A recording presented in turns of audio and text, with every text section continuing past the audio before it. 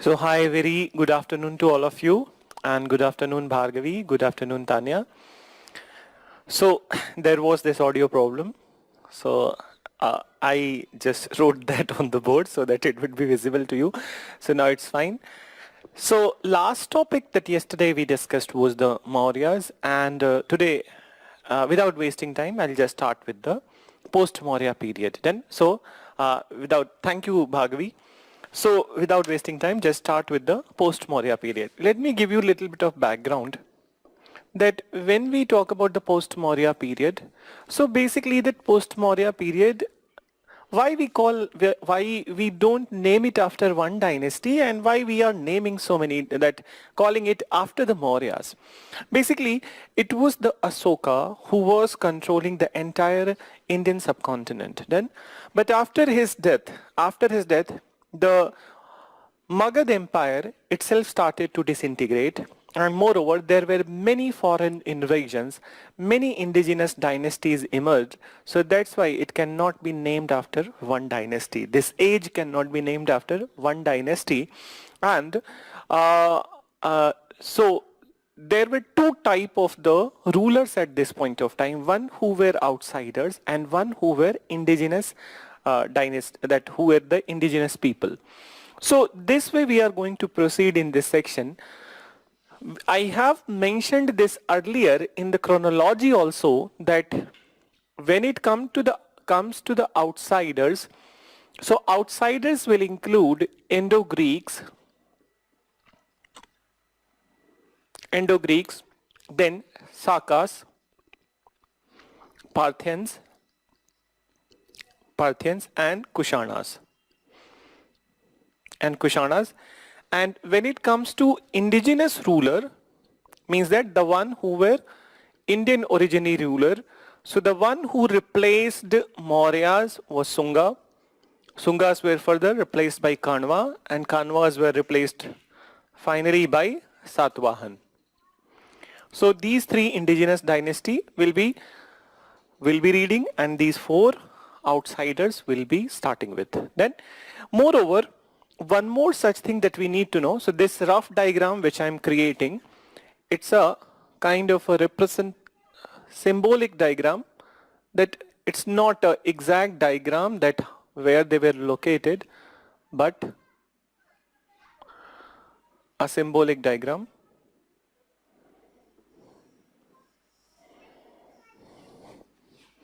So let me complete this part.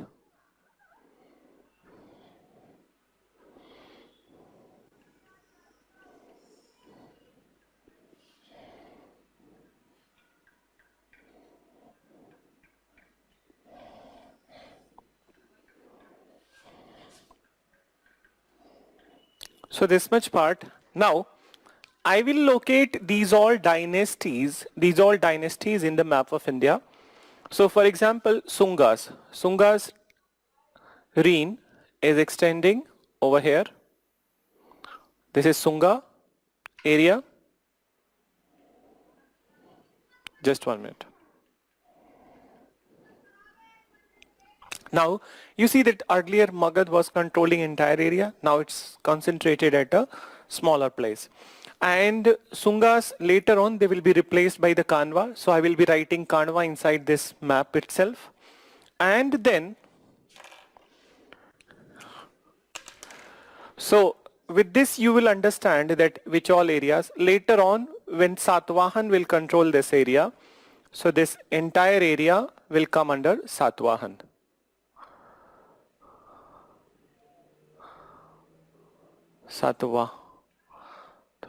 Yes, Satvahan. So entire area will come under Satvahan. So Sunga, this red color, Kandva also red color, and this entire black will come under Satvahan. Then what about these indigenous dynasty, Indo-Greek, Saka, Parthian and Kushanas? So if we will have to locate them, they came at different point of time and in different areas. So when it comes to Indo-Greeks, so Indo-Greeks, their control was here. This is Indo-Greek area. IG I am writing, they came here. Then what about the Sakas? So there were two branches of the Sakas. One branch I am mentioning over here, Shaka, and then one very important branch of the Shaka was from here, entire Gujarat part. Even it was touching the Nasik area.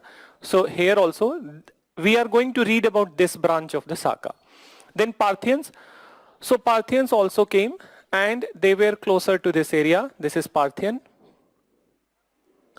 area, and Kushanas. So Kushanas control the erstwhile areas of the Sakas, and then Indo-Greeks, and then these all Saka, Parthian. So Kushana's territory was little bigger, and which will involve that near about these all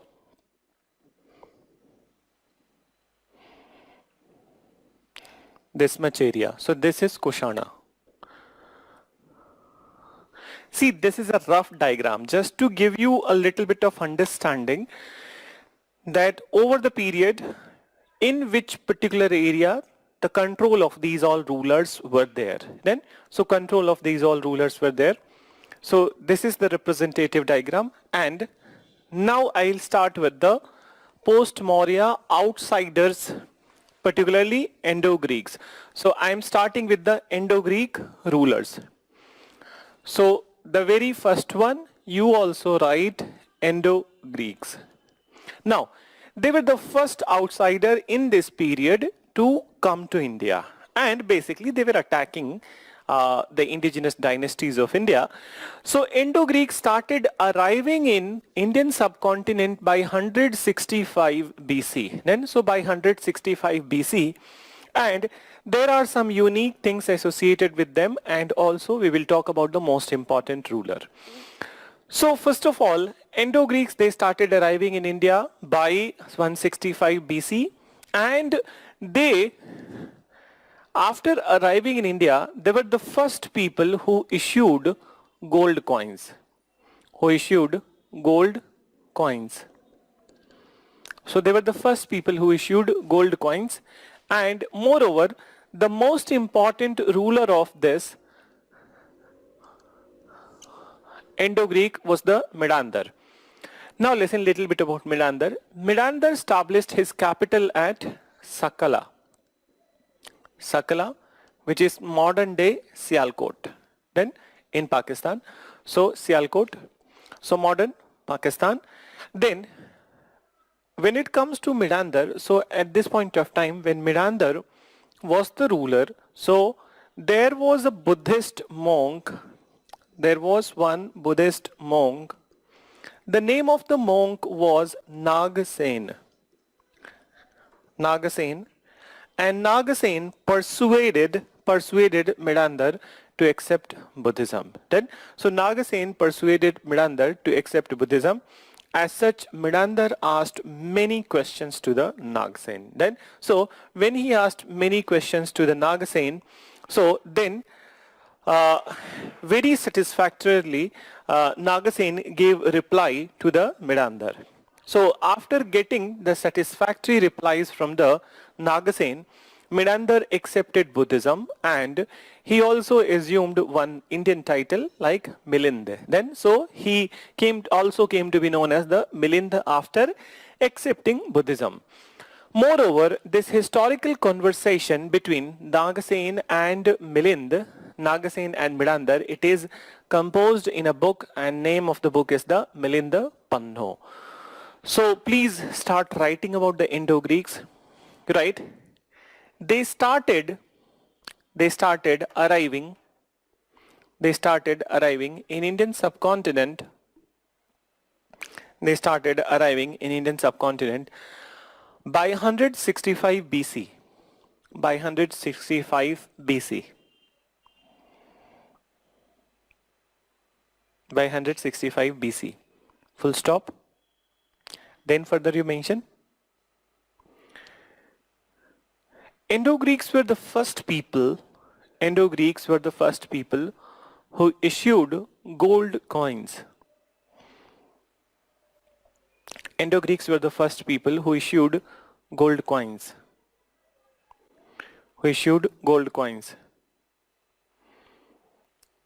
Then further you mention Their most important ruler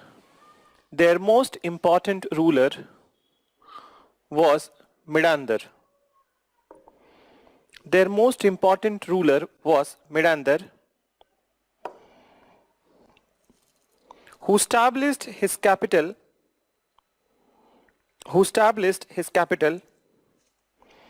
at Sakala.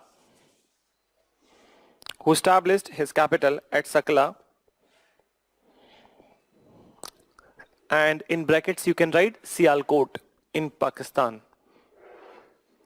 Modern day Sialkot in Pakistan. Sakala. Then further you mention,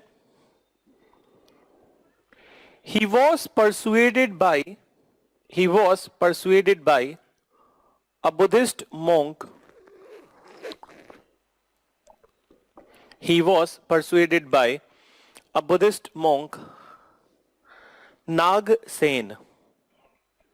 A Buddhist monk, Nagsen. Then further you mention Buddhist monk Nagsen.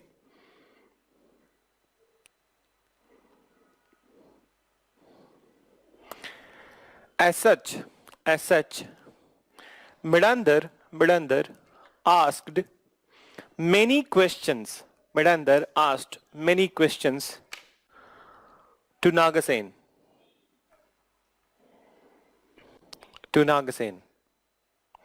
Menander asked many questions to Nagasen, and Nagasen gave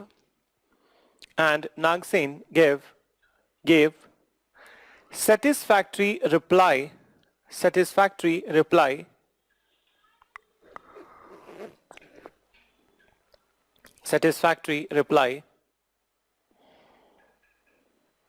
to each of the questions. Then further you mention, as such, Menander accepted Buddhism. And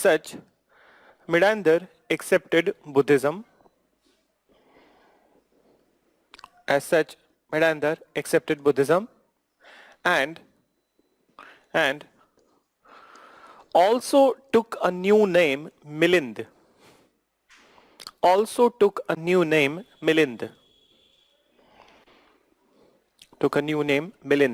Full stop. Then you mention after this, also took a new name, Milind. The historical conversation between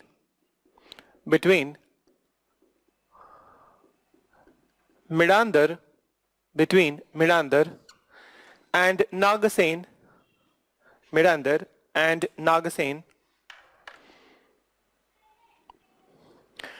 is mentioned in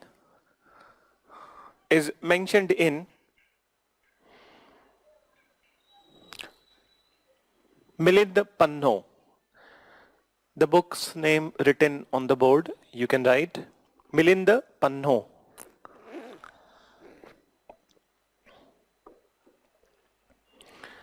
So, Milind Panno.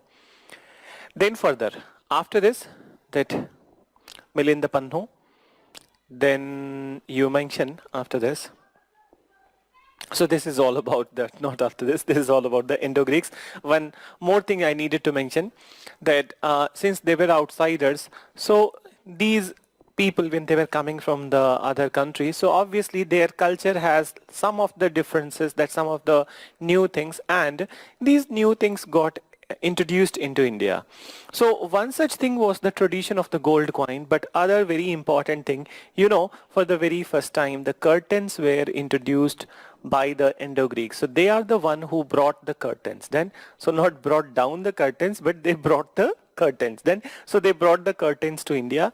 And initially when it comes to the history of the curtain, so history of the curtain, it was associated with the theaters, then theatrical traditions, dramas, and then in front, I hope that, I don't know, that since you guys, most of you are millennials, born after 1990s, so may be possible that you must not have seen any such kind of theater or drama, but I have seen. I'm not much older than you. I'm just 3-4 years older than you. So this I like to say. So, but I have seen these theaters, and in Delhi itself, that Kamani Auditorium and this KG Mag, there are so many theatrical presentations here, dramas are there. So I have seen so many theatrical performances. So where you must have noticed that there is a curtain, and then that after the that before the performance is going to happen, so there is a curtain, and when the performance is going to start, so they remove the curtain. So this curtain tradition was there in the theater, and from theater only, from the Indo-Greek area only, that from theater only, it went inside the houses of the people, and now it has become a very important part of houses of the people, that without curtains down, you cannot do many things in your houses then. So you know that. So it was a good introduction by the Indo-Greeks. So you write that, you can write it as a one such last information. Indo-Greeks introduced curtains in India.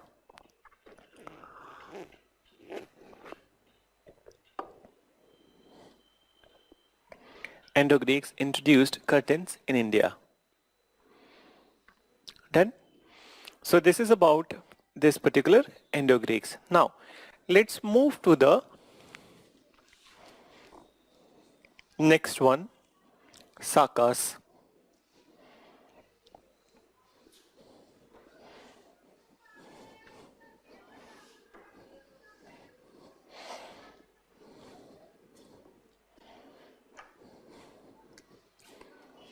Sakas. So they started arriving by 90 BC. Now listen, Sakas arrived in many branches. It is not as such that they arrived in a single branch. They arrived in many branches and in the different parts of the country. So, but the one which we are going to read and one which we are going to talk about, it is the western branch of the Saka, which arrived in the present-day Gujarat area and then the adjoining area. So the one branch was in the north, one very important, that important branch was there in the north, and then most important was the western branch. Then, so western branch. Now in this western branch, when we talk about this in this western branch, so the Saka, the most important ruler of this western branch was the Rudra Daman. Rudra Daman was the most important ruler of this Sakas, of this branch of the Gujarat. And there are many such contributions of this person, or you can say that initiatives of this person, Rudra Daman. So when it comes to some of the initiatives of the Rudra Daman, so basically, what is that? Most of the information about him comes from this very important inscription, Junagadh inscription. Junagadh inscription. And what is unique about this inscription? So this is the first inscription in India written in pure Sanskrit. So written in chaste Sanskrit. Right? So it was the first inscription in India written in chaste Sanskrit. Then we need to see that what all things were written in this inscription, from where we get the important insight about the Rudra Daman's rule. So for example, that it has many parts, and first part let me mention. So he has mentioned something about a very famous lake of the Kathiawad area in Gujarat, Sudarshan Lake, which is there in the Kathiawad of Gujarat. So this Sudarshan Lake, and it is one of the lake which is kind of that longest surviving lake, you can say, that which is still there. So Sudarshan Lake, so this, he has provided information about this lake. What is this information? First, he is telling that who was the person responsible for creation of this lake. So in this, it has been mentioned in this Junagadh inscription that one of the governor of Chandragupta Maurya, governor of Chandragupta Maurya, whose name was Pushyagupta Maurya, Maurya, constructed this particular, he was the one who created, who was responsible for the creation of the Sudarshan Lake. This he has mentioned. Then after second part he mentions that he himself repaired this lake. Repaired this lake. Then, so this is one information which is mentioned. There is one more information which I'll tell you, but first you write Sakas. So many times Sakas are also referred as Scythians. You can also write this way, that Saka or Scythians. Scythians. Then, so please mention Sakas or Scythians started to arrive in India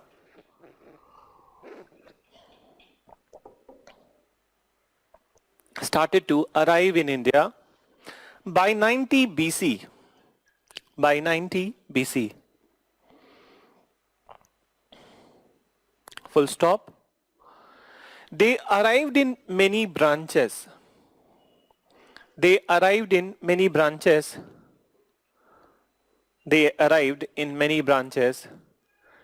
But the most important was the western branch of Saka. But the most important was the western branch of Saka. Western branch of Shaka. Full stop. Then further you mention western branch of Saka.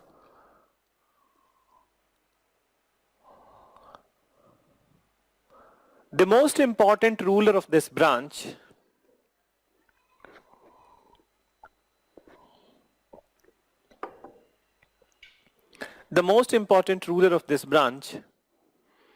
was Rudra Daman.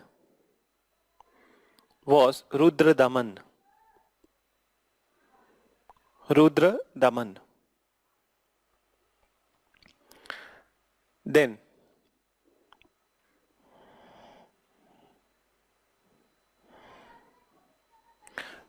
Rudra Daman, after full stop you write, Rudra Daman is known for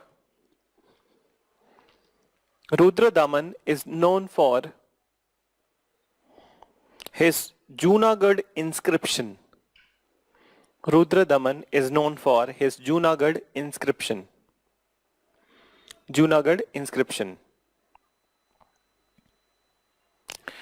Which was the first inscription written in pure or chaste Sanskrit.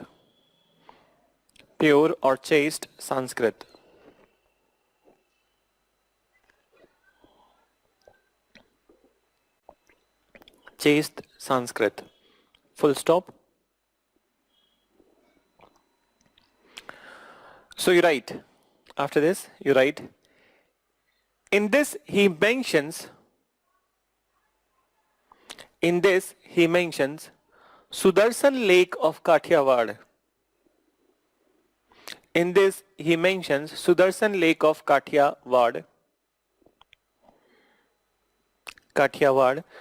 Which was constructed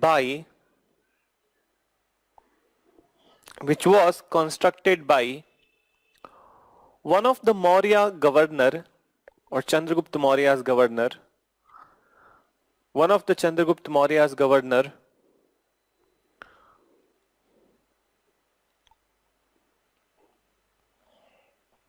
Pushyagupta Maurya.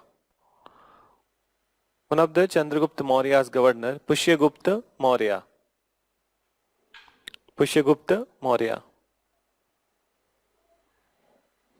Then further you mention Pushyagupta Maurya. He further mentions that he himself repaired the Sudarshan Lake.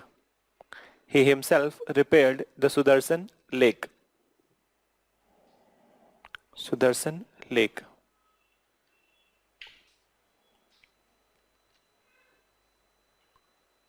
Then further you mention Sudarshan Lake. So before mentioning, I need to, that before you write, I must mention it over here. So the another part of the Junagadh inscription where Rudradaman has mentioned about his own victories. Then, so what he has mentioned, that Rudradaman has mentioned in this inscription, that he defeated Satavahan ruler, he defeated Satavahan ruler. So let me write this name first. It is a big name. So Vasisthi Putra Satkarni.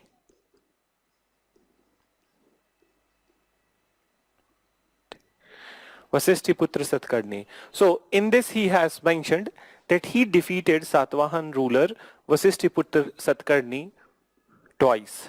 Then twice. And every time he further mentions that every time, both the times when he defeated Vasisthi Putra Satkarni, he spared his life. Then, so he spared his life. Why so? Because there was a matrimonial alliance between the Sakas and Satavahan. So, to respect the matrimonial alliance. Then, so every time he spared his life just to respect the matrimonial alliance between the two kingdoms. Please mention. In the next part of inscription,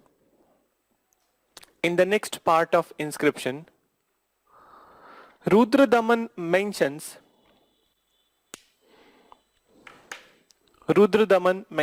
that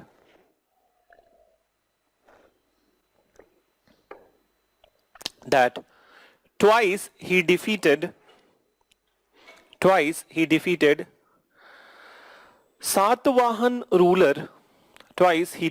Satavahan ruler Vasisthi Putra Satkarni.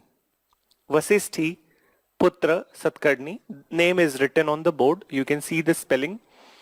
Vasisthi Putra Satkarni. But every time he spared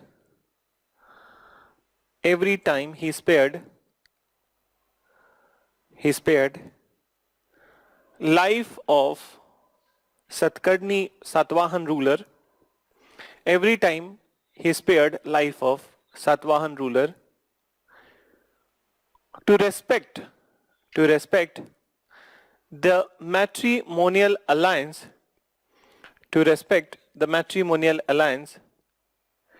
between two kingdoms. Matrimonial alliance between two kingdoms. Then, so this was the second dynasty that we mentioned. We don't need to do PhD in any of these dynasties.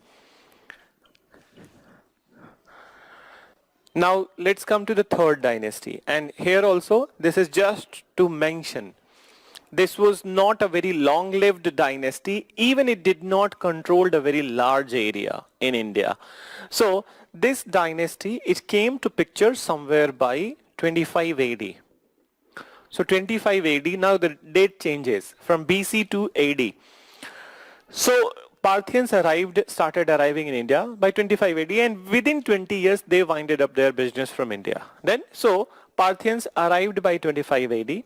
And what we need to mention over here, why we are mentioning the Parthians, because of one such important thing which happened at this point of time.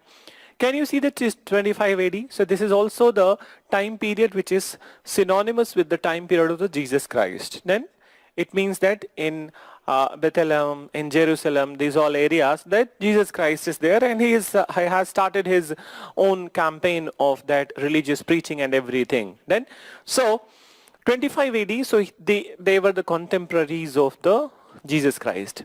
Now, the most important ruler of these Parthians was the Gondophares in India, and during the tenure of the Gondophares, one Christian missionary saint came to India. Then, so one Christian missionary saint came to India. His name was Saint Thomas. Saint Thomas. Then many times it is called as the Saint Thom also. So Saint Thomas, he came to India. He was a Christian missionary. So he came to India from Israel to propagate Christianity.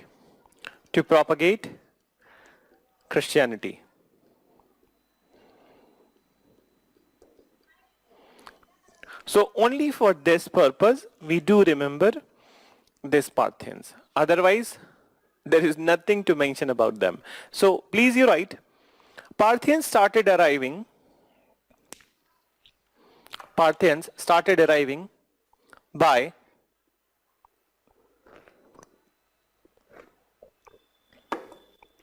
25 AD. Started arriving by 25 AD. Full stop. Then you mention the most important Parthian ruler in India, was Gondopharenus.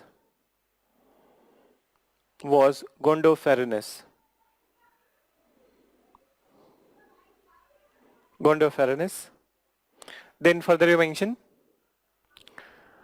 during his tenure, a Christian missionary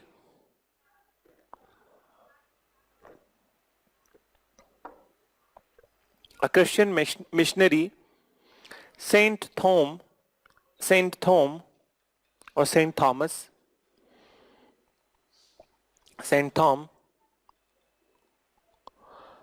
came to India from Israel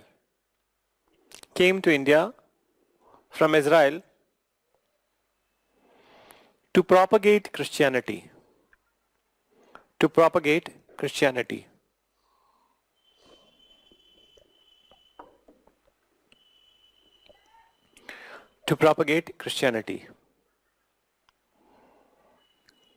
Then, so this is about the Parthians. Nothing else you need to know, but let me tell you a little bit about this Saint Thom. Not to write, but just to listen. So he died at a place called Mailapuram, and in South India itself. That Mailapuram, particularly I think that it is there in the Tamil Nadu. So Mailapuram he died, and after his death, that in the memory of this particular Saint Thomas, one church was created closer to their Puducherry. There is a place, name of this place is the Velankanni.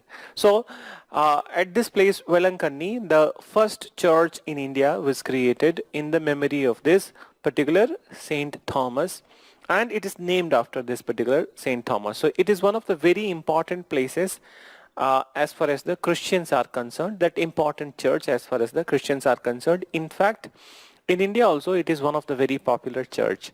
So it is in the state of Tamil Nadu. Place is Velankanni, and Velankanni is closer to the Puducherry. Then, so if you happen to visit somewhere down the line in your kind of that whenever Puducherry, so you can visit this church. Beautiful church, and then location is also beautiful.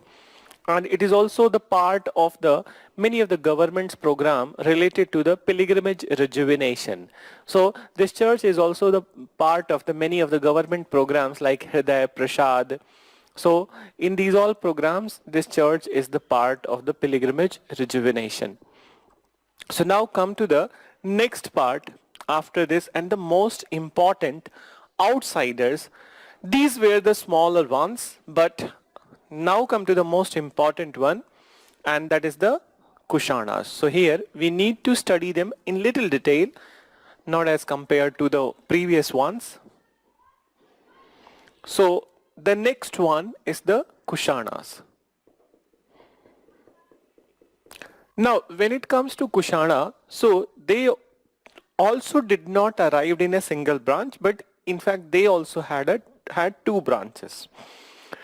So first of all, who were Kushanas? That I'll mention over here. So Kushanas were Central Asians. They were Central Asians, and their name of their tribe was Yuechi. So they belonged to Yuechi tribe of the Central Asia.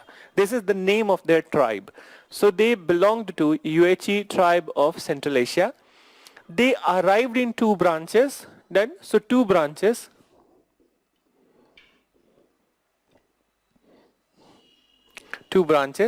The first branch arrived in 65 AD, and the second branch is in 78 AD. So first branch in 65 AD, second in 78 AD. The first was known as Kadafais branch, Kadafais, and second is the Kanishk branch. Kanishk branch. So these were the two branches. Now you start writing, then I'll explain that what was there in the Kadafais and then the Kanishk branch. So please mention Kushanas belong to Uachi tribe of Central Asia. Belonged to Uachi tribe of Central Asia.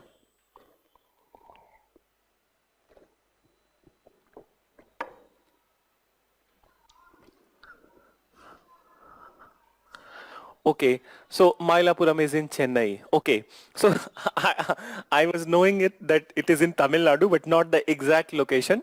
So exact location, thank you for that. So Nayan, I have been to Chennai many times, but maybe I may not, I have not noticed. So Mailapur, so next time when I'll be going to Chennai, I go for the classes also. Chennai, Trivandrum, Cochin. Last year when pandemic was not there, I never felt like that I am kind of in a profession where I am teaching at one place.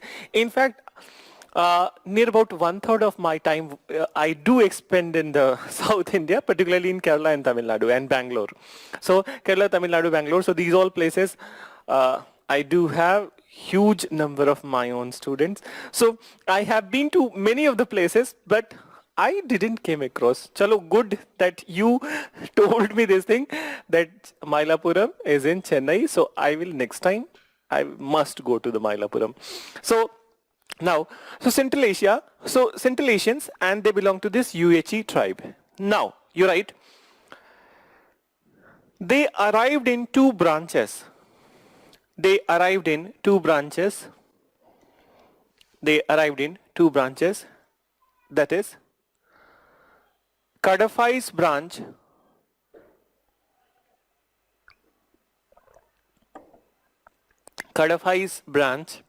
and Kanishk branch. You can also write in the brackets the year in which they came. So Kadafais branch in 65 AD and Kanishk branch in 78 AD.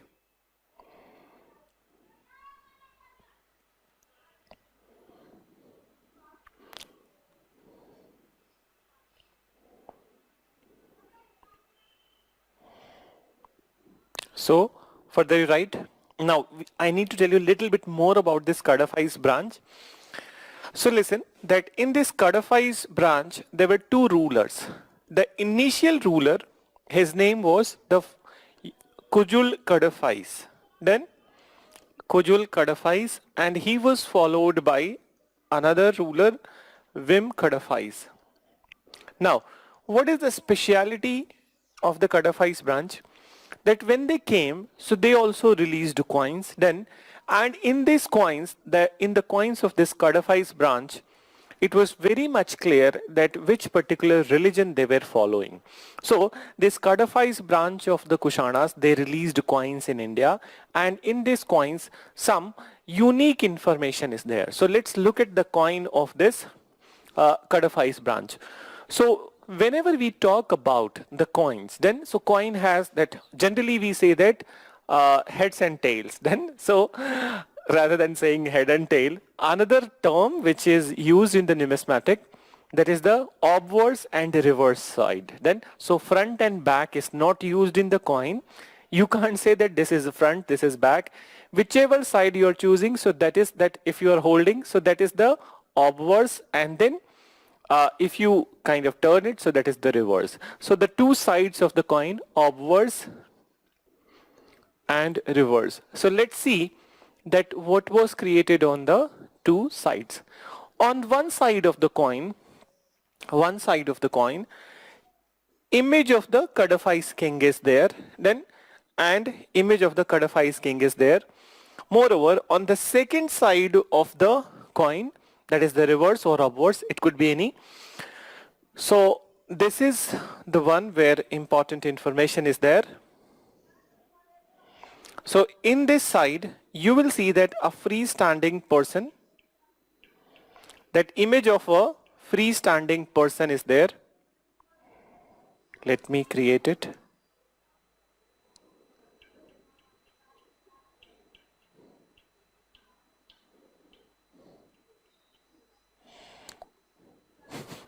So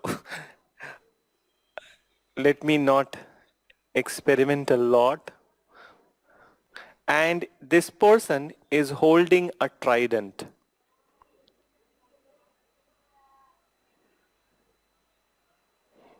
This person is holding a trident. Then, moreover, not only this person is holding a trident, but also at the same point of time that there is an animal over here, a humped animal. And you know what is this humped animal? So this humped animal looks like the bull. Then so looks like the bull.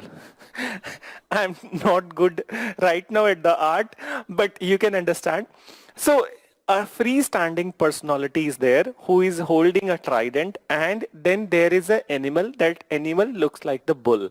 But what about this person? So he seems like the god Shiva. So it is an indication that they were the devotees of the Shiva. So their coin itself indicates that they were the devotees of the Lord Shiva. So please write this name first. Kujul Kadafais was the initial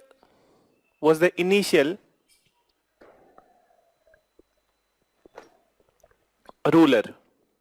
Kujul Kadafais was the initial ruler, followed by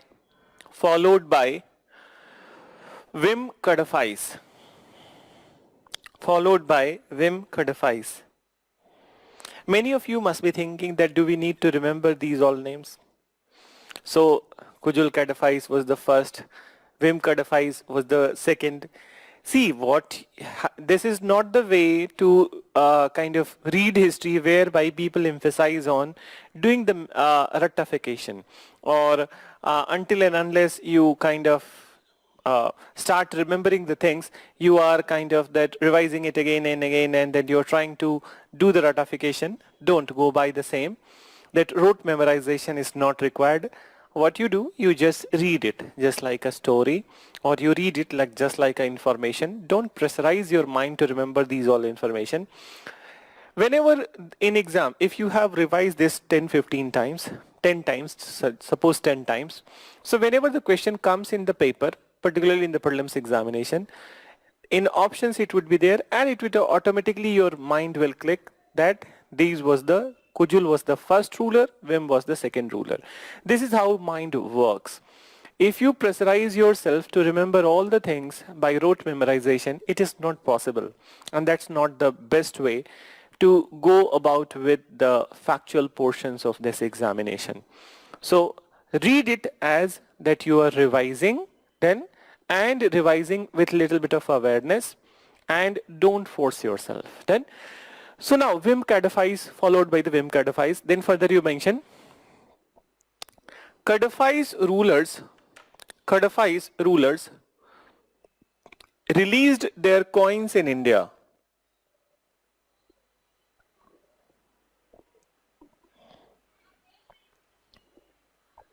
Kadafais rulers released their coins in India. Then you write, on the obverse side of the coin,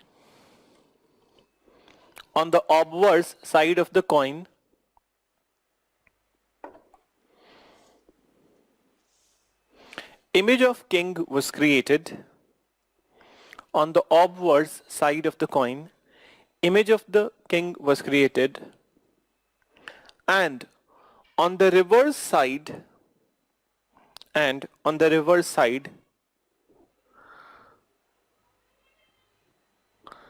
image of a freestanding person,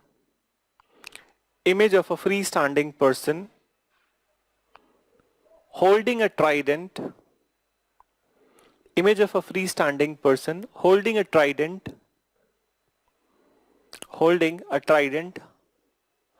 along with a bull, was depicted.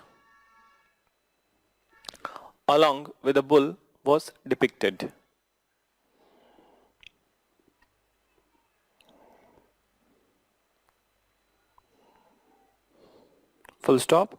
Then further you mention, It indicates that Kushanas were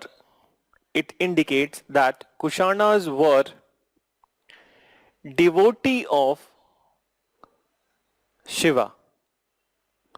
Kushanas were devotee of Shiva.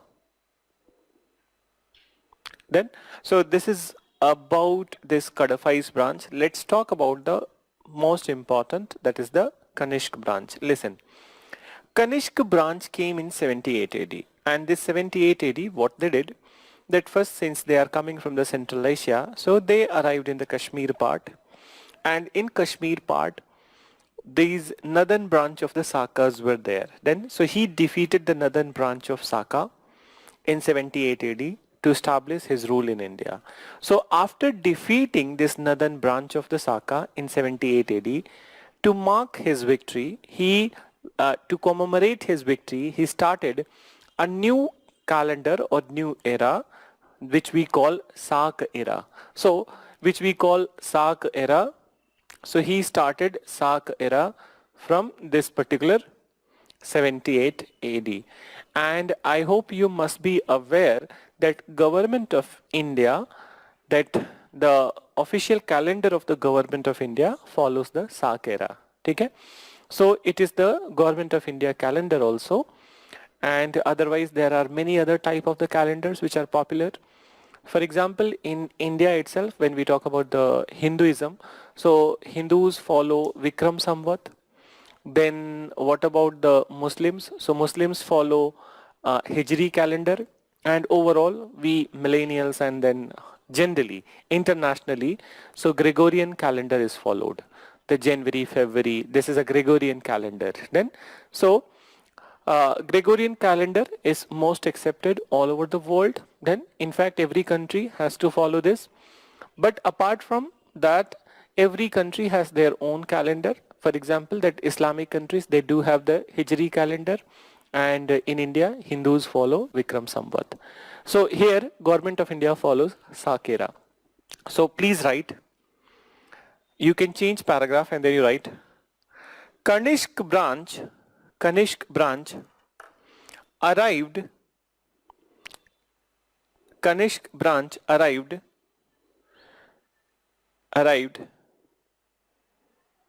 in India by 78 AD. In India by 78 AD.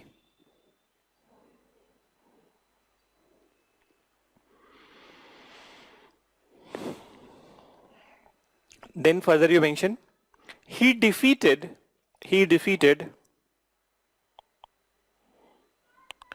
northern branch of Sakas. He defeated northern branch of Saka, full stop. To commemorate his victory, commemorate, COMMEMORATE.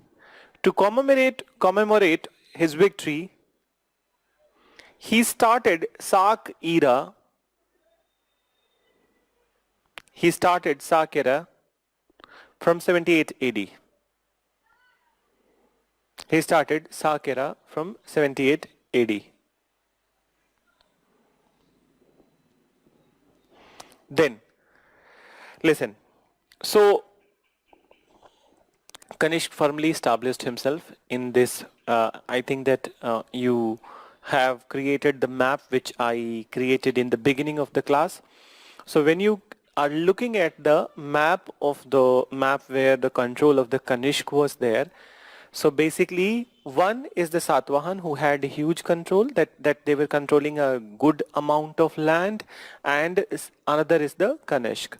So Kanishk slowly established himself, and moreover there are many such things related to Kanishk, not Tanishk. So related to Kanishk that we need to talk about, but I'll tell you the one connection of the Tanishk with the Kanishk. Yes, there is a real connection of Kanishk with the Tanishk. So listen first. So Tanishk, again I'm saying the same thing. So forgive me for this such kind of word I'm repeating again and again. So now he came to power, and during his tenure, it is said that it was another wave of the urbanization in India. So it was another wave of urbanization in India, whereby he himself led foundation of many cities. Then, and two outstanding cities of this time were, one he created in Kashmir itself. The name of the city was the Kanishkpur. Then he is also the founder of the present day city which is there in the Pakistan. The original name of the city is the Purushpur, and nowadays it is known as the Peshawar. Then so Purushpur was the original city which was founded by the Kanishk, and nowadays it is known as the Peshawar. So what if our chief minister of Uttar Pradesh, he would have been over there in the Pakistan, so he would have renamed Peshawar as the Purushpur. Okay? Now he is hell-bent after the Hyderabad to make it Bhagyanagar. But historical evidence suggests that Peshawar was the Purushpur. So he must do this thing. He must persuade the Pakistan government to make it Purushpur. So these were the two cities. And then Mathura also developed a lot at the time of the Kanishk. Then, so Kanishk paid due emphasis to Mathura. Then this Kanishkpur which I am telling you, this is the area of the Jammu. And then Peshawar. Moreover, Kanishk period is also known for very heavy level of monetization. Then, so monetization, I hope you know. You all are aware. Earlier, people were not aware with the demonetization, but once you were kind of that faced the situation, so now you are aware. Even there are many terms which we are learning at this point of time. For example, that I only place where I saw the word quarantine and quarantine, that was I think that when the viruses were there in the laptops and then other places, then so now it became a common word. Then so let's come to this part. So he did that. He was known for the very large level of monetization, and in this monetization, what all kind of coins he released. So Kanishk released huge amount of the copper coins, but his reign is also known for a good chunk of the gold coins were also released. And moreover, not just the good chunk of the gold coins were released, but also the gold coins were purest of the pure quality. Then, so purest of the pure quality. This is what I was saying to you, that when it comes to India, that in India, when we go to buy gold, and when it comes to the trust in buying the gold, obviously, it is the name of the Tata, that Tata brand Tanishq. Then, so Tata brand Tanishq, and people generally prefer, if they want to buy that exactly 22 carat or exactly whatever amount of carat, so people generally go with the Tatas because there is a trust of the Tatas. And I'm not saying that others are kind of giving you fake, but this is what is the trust of the Tatas. Then, so Tata, when it was naming this brand, so they had this connection with the Kanishk. That Kanishk, the last part, they took the last part of the name of the brand, they took from the Kanishk because he was the ruler who released purest of the pure quality of gold.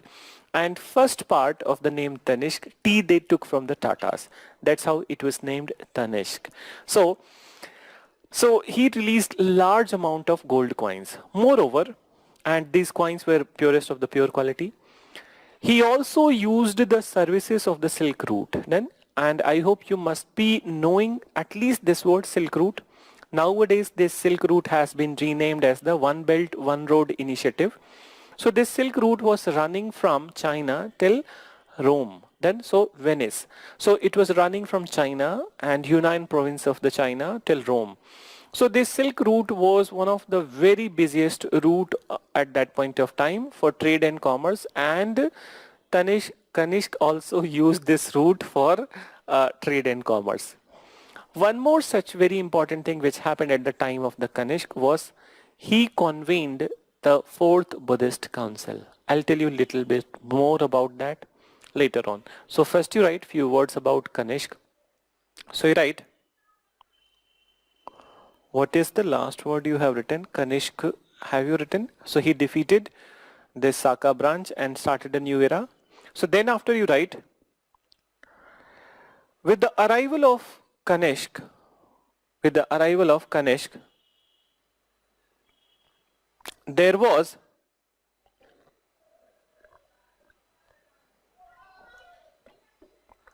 with the arrival of Kanishk, there was a new wave of urbanization in India. New wave of urbanization in India. Then you mention new wave of urbanization. Kanishk founded two new cities, that is Kanishkpur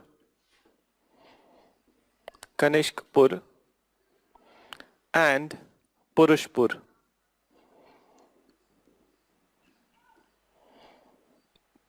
That is Kanishkpur and Purushpur.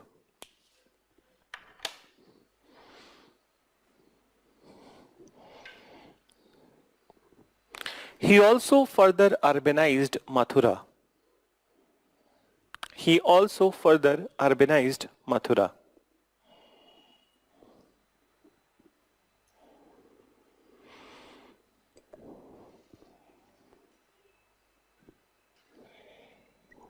Then you mention after full stop,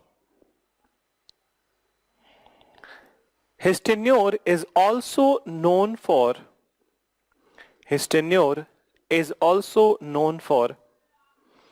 very high level of monetization.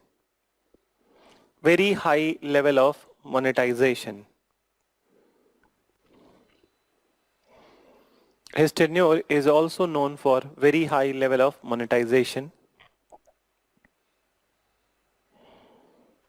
He released large number of gold coins.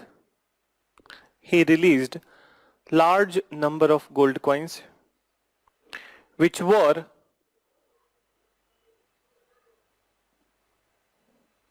purest of the pure quality. Large number of gold coins which were purest of the pure quality. Then further you mention large number of coins which were the purest of the pure quality. Full stop.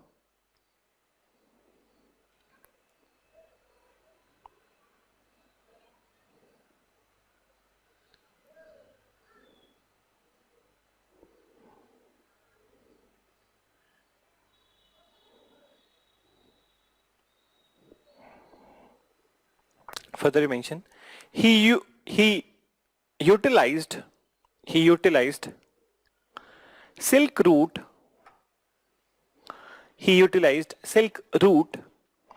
for establishing trade with China and Western world.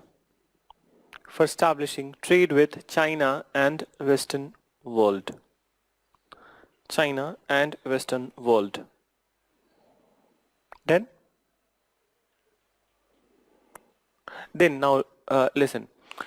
So what I was saying, that at this point of time during the tenure of the Kanishk, so the fourth Buddhist council was convened in 78 AD itself, and this council was convened at a place called Kundalwan in Kashmir.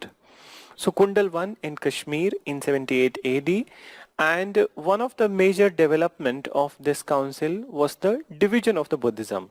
So again, what I need to tell you, that the further elaboration of this division would be there in the Buddhism. Then so Buddhism was divided in this council, that is the one part. But other thing, after this council was over,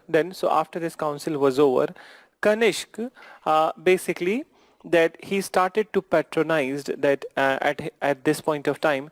He was huge patronizer of the art and architecture. In fact, the sculptures were patronized by him, and the outstanding sculptures of that time were the Mathura and Gandhar, which had the patronization of the Kanishk, and it has relation with the Buddhism also, so that we will explore in the art and culture chapter. Moreover, Kanishk also under the leadership of the Ashwaghosh, he accepted Mahayana Buddhism. So please write few words.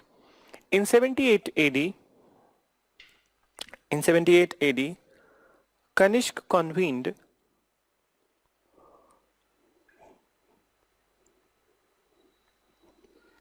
Fourth Buddhist Council. Kanishk convened Fourth Buddhist Council at Kundalwan in Kashmir. At Kundalwan in Kashmir. Then after you mention at Kundalwan in Kashmir, under the influence of Ashwaghosh,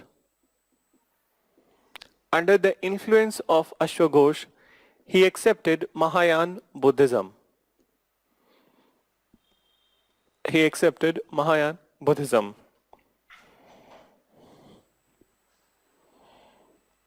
He accepted Mahayana Buddhism. Then you mention he also patronized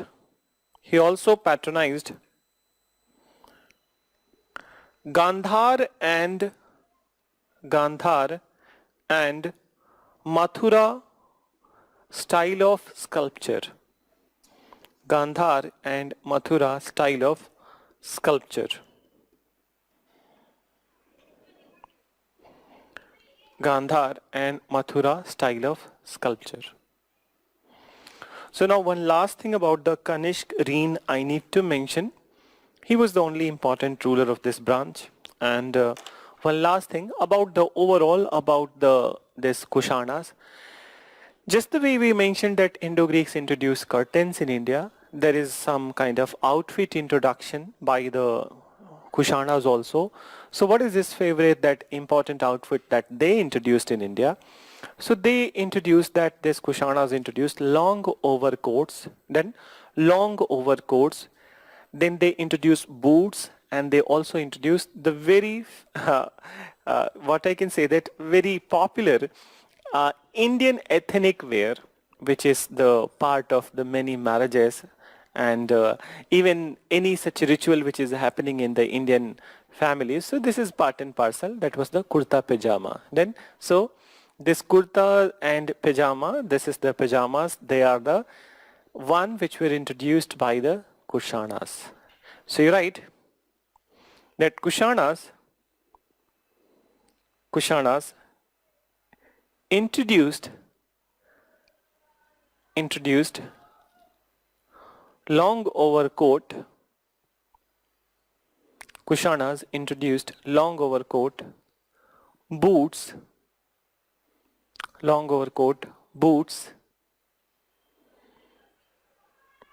and kurta pajama outfit in India.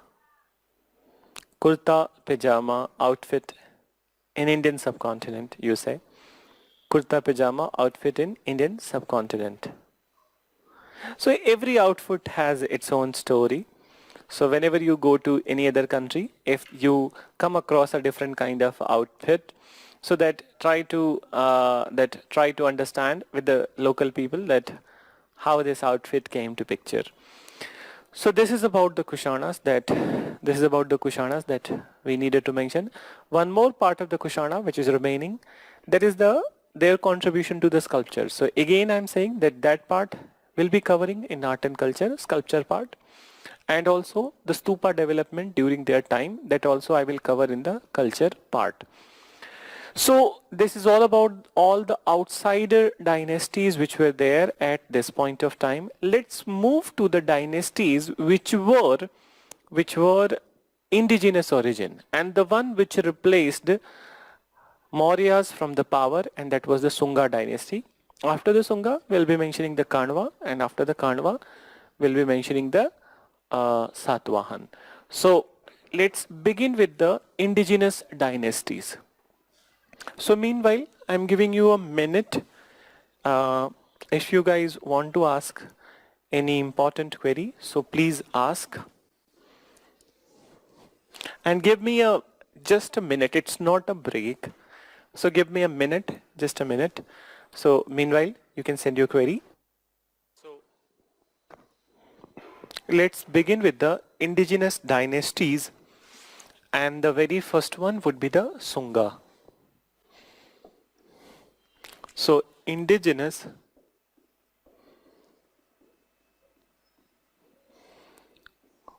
rulers or dynasties basically.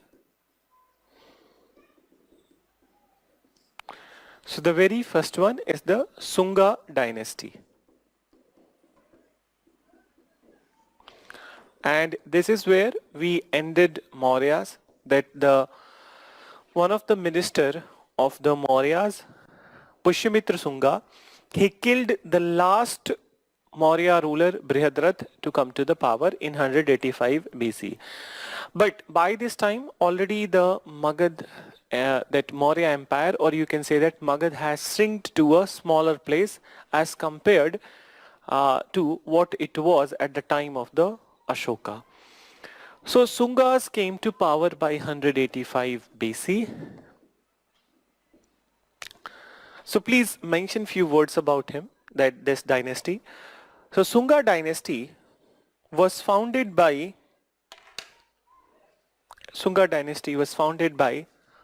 a Brahmin, Pushyamitra Sunga. A Brahmin, Pushyamitra Sunga. So already we have written he killed Brihadrath, so there would be no repetition. Now listen. When Pushyamitra Sunga came to power, and you have seen that Asoka's regime, it was all about the Buddhism, that he accepted Buddhism, and then also the followers were like that only. Means that most of them were following Buddhism. At this point of time, this Brahmin minister who was there, he was feeling that somewhere Hinduism is going down the line, and the way too much emphasis to the Buddhism is kind of eroding the old practices. So he was a Brahmin who believed in the old Vedic rituals, and after coming to power, he tried to revive these Vedic rituals. So he tried to revive these Vedic rituals. He performed one of the Vedic ritual which you have studied, Ashwamedha Yajna. So he performed one Ashwamedha Yajna, and the details of this Ashwamedha Yajna is mentioned in one inscription which is known as the Ayodhya inscription. So in Ayodhya inscription, the details of this Yajna, Ashwamedha Yajna, is mentioned. Moreover, Pushyamitra Sunga also destroyed many of the stupas. So just to discourage the Buddhist, he destroyed many of the stupas. Moreover, at his point of time, when he was the ruler, so the head priest of the Sunga kingdom was, you know that? So it was Patanjali. So the same Patanjali whom we talk about the yoga. So Patanjali was the head priest of that time. And this is the time, that Pushyamitra Sunga's time, that when Patanjali came up with his philosophy of yoga, and he wrote that book, Yoga Sutra. So please mention few words about Pushyamitra Sunga. So you write, Pushyamitra tried to revive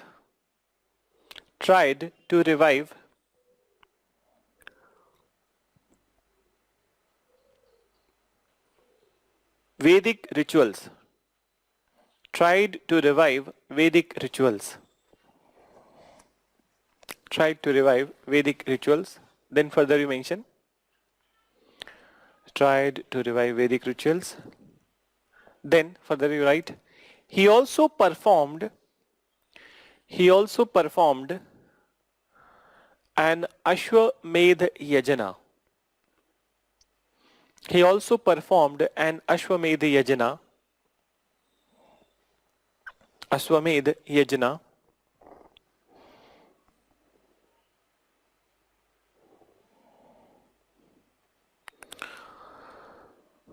which is mentioned in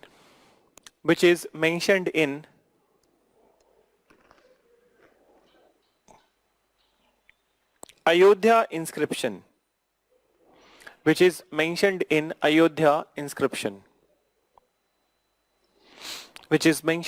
Ayodhya inscription.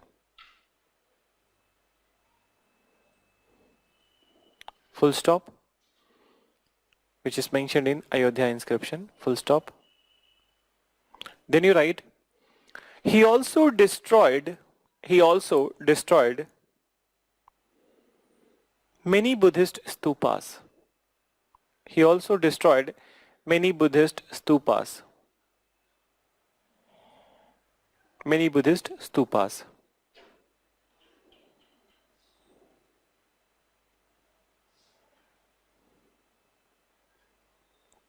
Then you write, after full stop, Patanjali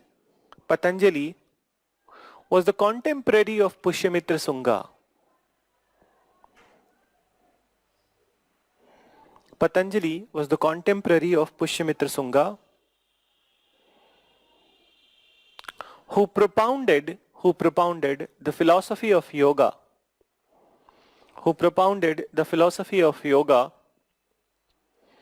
and wrote Yoga Sutra.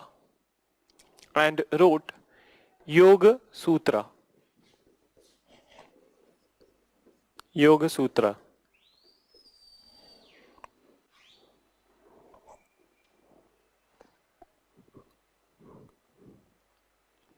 So now listen, that after this Patanjali episode, so the next ruler who came to power was the son of the Pushyamitra Sunga. His name was the Agnimitra Sunga. Then there was a question in 2016 associated with the Agnimitra Sunga.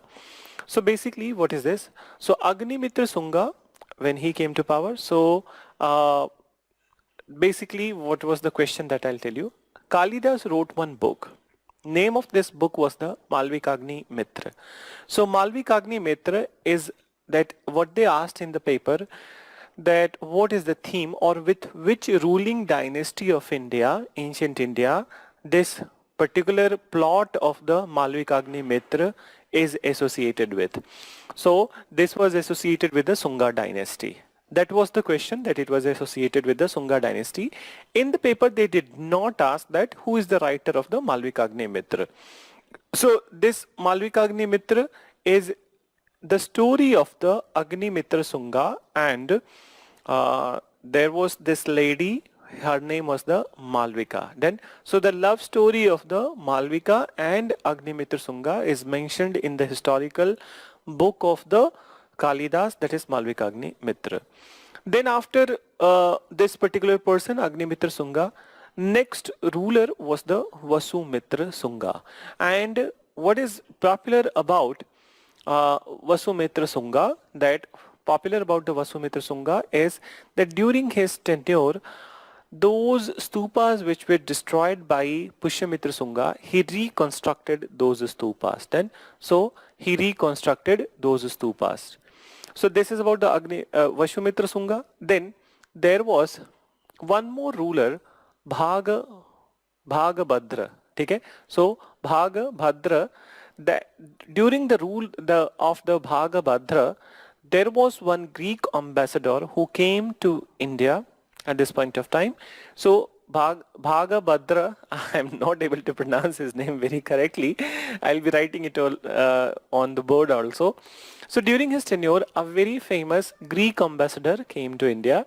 His name was Heliodorus.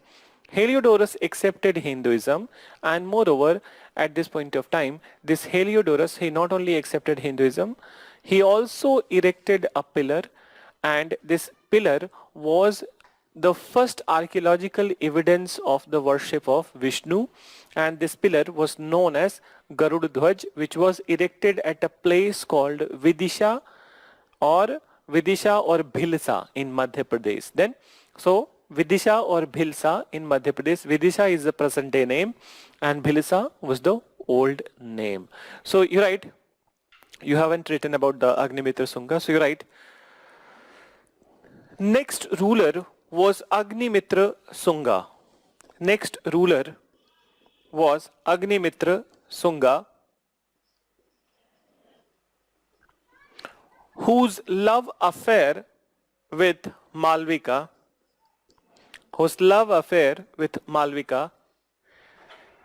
is mentioned in historical work of Kalidas, Historical work of Kalidas, Malvikagni Mitra. Historical work of Malvikagni Mitra. Malvikagni Mitra. Then further you mention historical work of Kalidas, Malvikagni Mitra.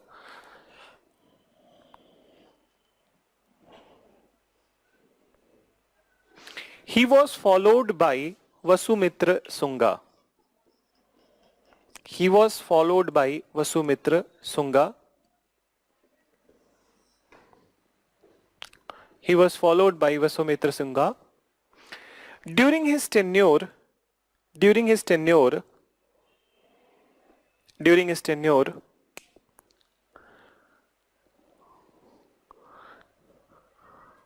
the stupas which were destroyed by Pushyamitra Sunga,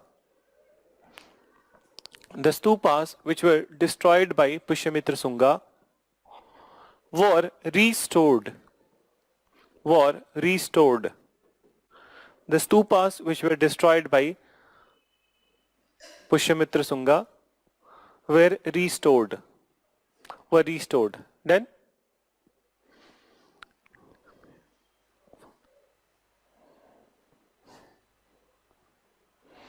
were restored.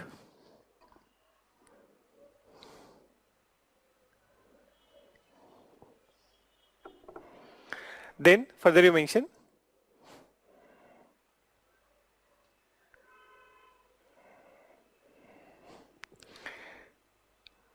during the tenure of Sunga ruler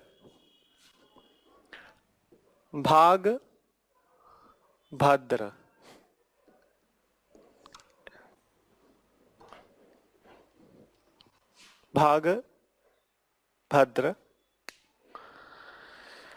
Bhagbhadra, a Greek ambassador, Heliodorus,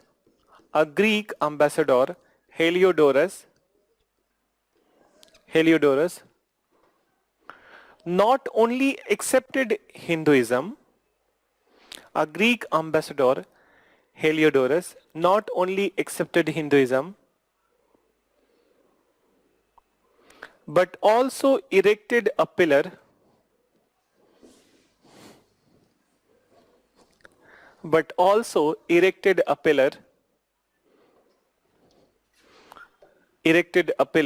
at Bhilsa,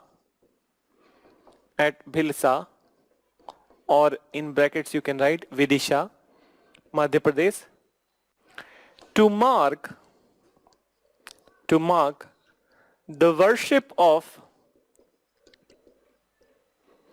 Lord Vishnu. Then to mark the worship of Lord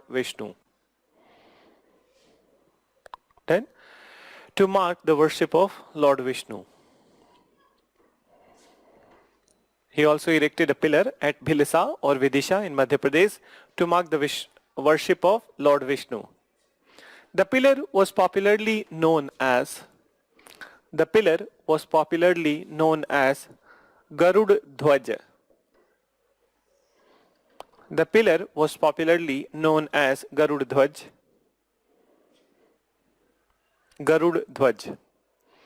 Then further you mention it is considered as first archaeological evidence.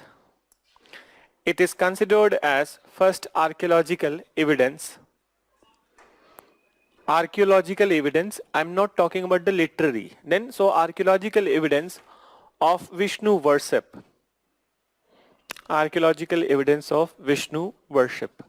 So this is all about the Sunga dynasty. What all important things happened at this point of time.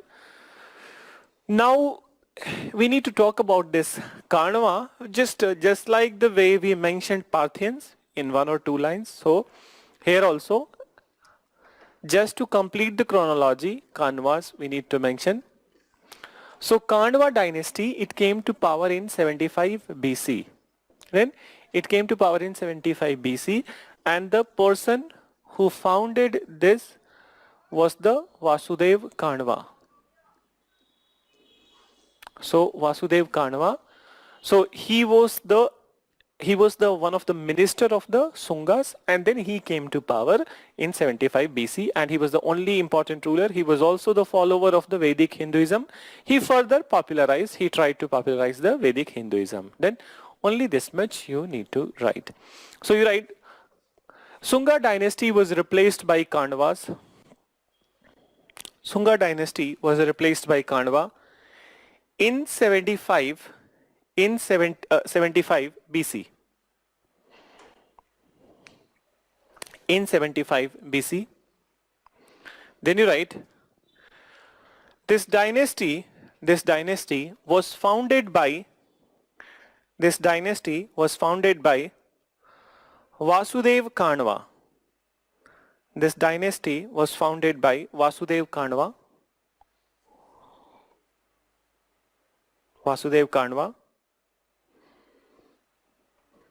Who also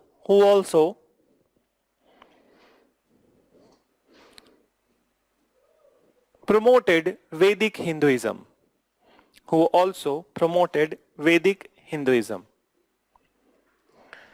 Then, now listen.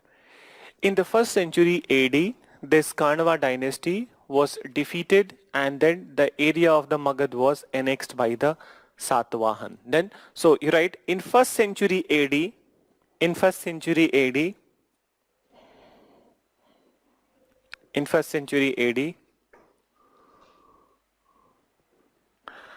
Kandavas were replaced by, or Kandavas were defeated by, you can write, Kandavas were defeated by Satvahan.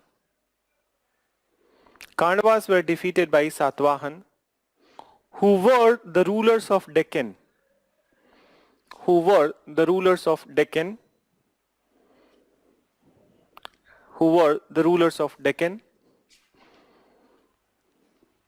And annexed Magad into their Deccan kingdom. So this is about this particular Kandava and Sunga. So it means that what I mentioned, that Satvahans were already existing, because they were the one who defeated this Kandavas, and then they annexed this area.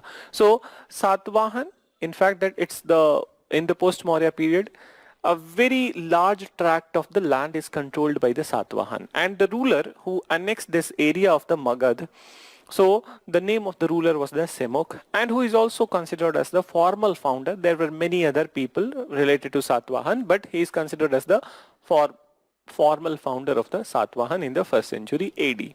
So let's begin with the last topic, that is not last topic of today, but last in the post-Maurya period, that is the Satvahan. So please mention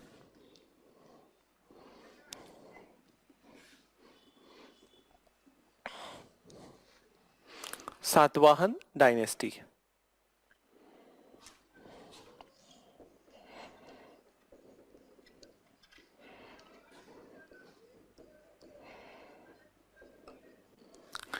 Satvahanas were also known as Andhra. They were also known as Andhra or Andhra Bhritya.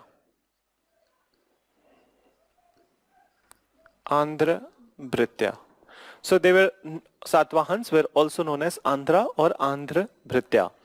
Moreover, the very important source of their history is the Hindu text Puranas.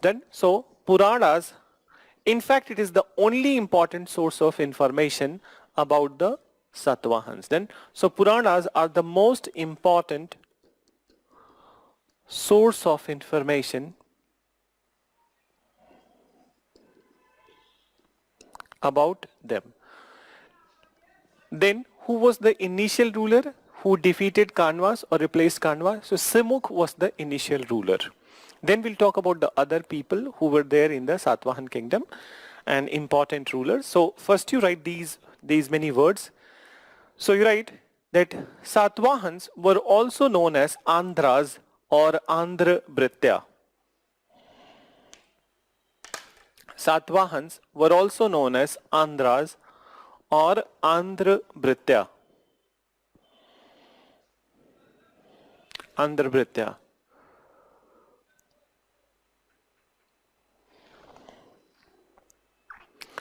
The most important source of their history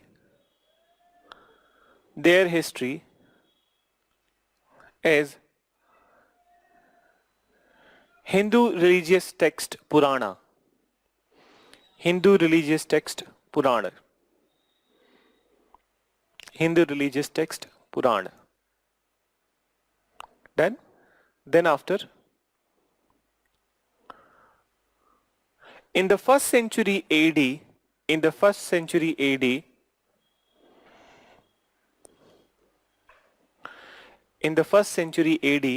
Satvahan kingdom was firmly established. Satvahan kingdom was firmly established by Simukh. By Simukh. Now listen. So when we talk about the Satvahan rulers, so obviously we'll be talking about the most important ruler, and in this case that most important ruler would be the Gautamiputra Satkarni. But before Gautamiputra Satkarni, I'll mention one more ruler who is known for his contribution towards the art and literature. So there was one Satvahan ruler before Gautamiputra Satkarni. His name was Hala. So Hala was one important ruler, not the most important, but one important ruler of the Satvahan who patronized literature, who patronized art and literature. He himself was a good poet, and then he wrote a very famous poetry of that time known as the Gatha Sapta Sati in Prakrit language. So Gatha Sapta Sati in Prakrit language, and this Gatha Saptasati was an erotic love poetry. So you write, one of the important ruler of Satvahan was Hala. Who patronized art and literature. Who patronized art and literature. Then you write, he wrote a famous erotic love poetry, Gatha Sapta Sati. Erotic love poetry, Gatha Sapta Sati. Erotic love poetry, Gatha Saptasati.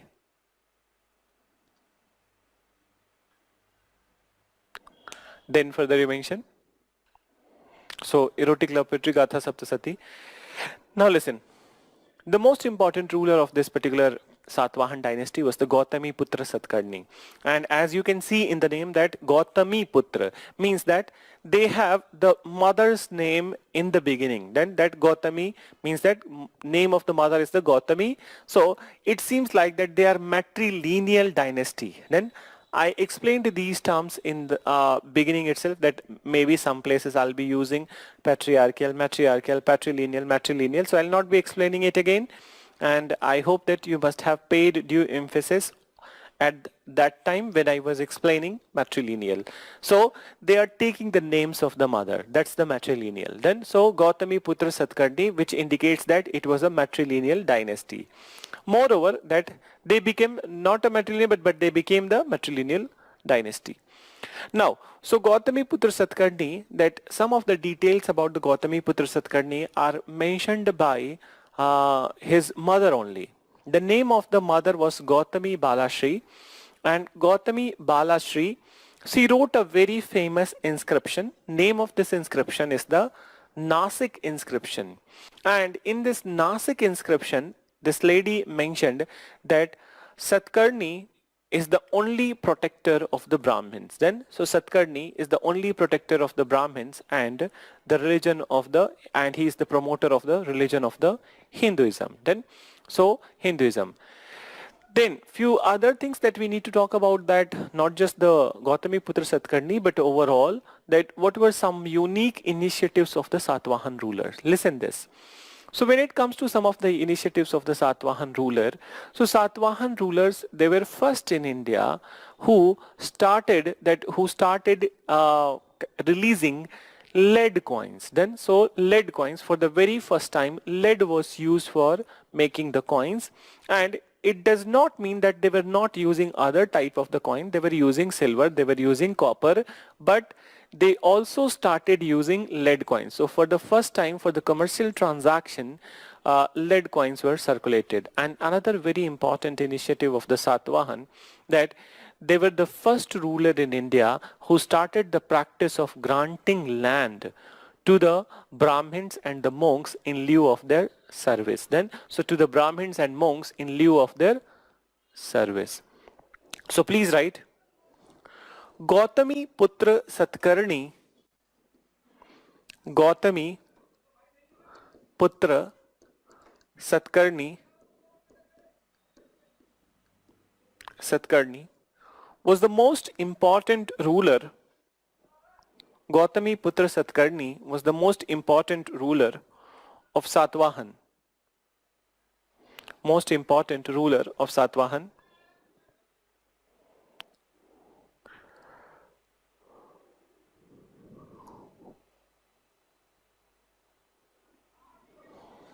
His mother proclaimed in his mother Gautami Balashri, his mother Gautami Balashri proclaimed in Nasik inscription, proclaimed in Nasik inscription, proclaimed in Nasik inscription that Satkarni is the only protector of the Brahmins. Satkarni is the only protector of the Brahmins. Brahmins. Done? Then you write as you can mention as an initiative, as a subheading initiative. So in initiative, very first one you write, Satvahans were the first ruler in India. Satvahans were the first ruler in India who started to release lead coins for commercial transaction.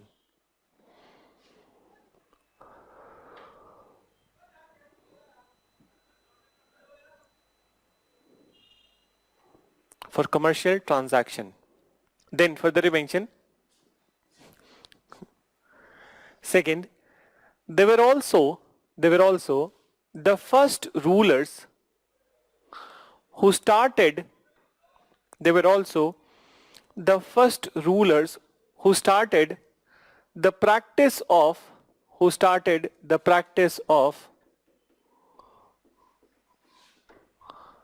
granting land, practice of granting land to Brahmins and monks,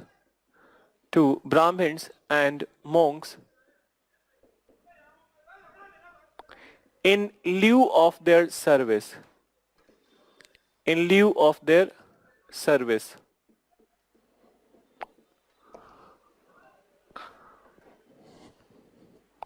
In lieu of their service.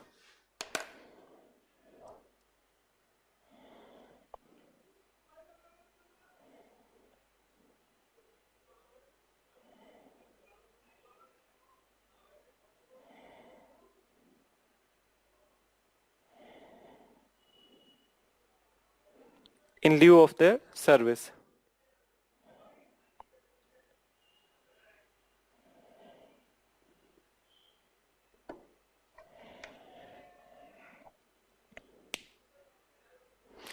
So this is about the Satvahans. So this is all about the Satvahans. We'll go on break and then after we'll start with the Guptas. Then so Gupta period I will start after the break.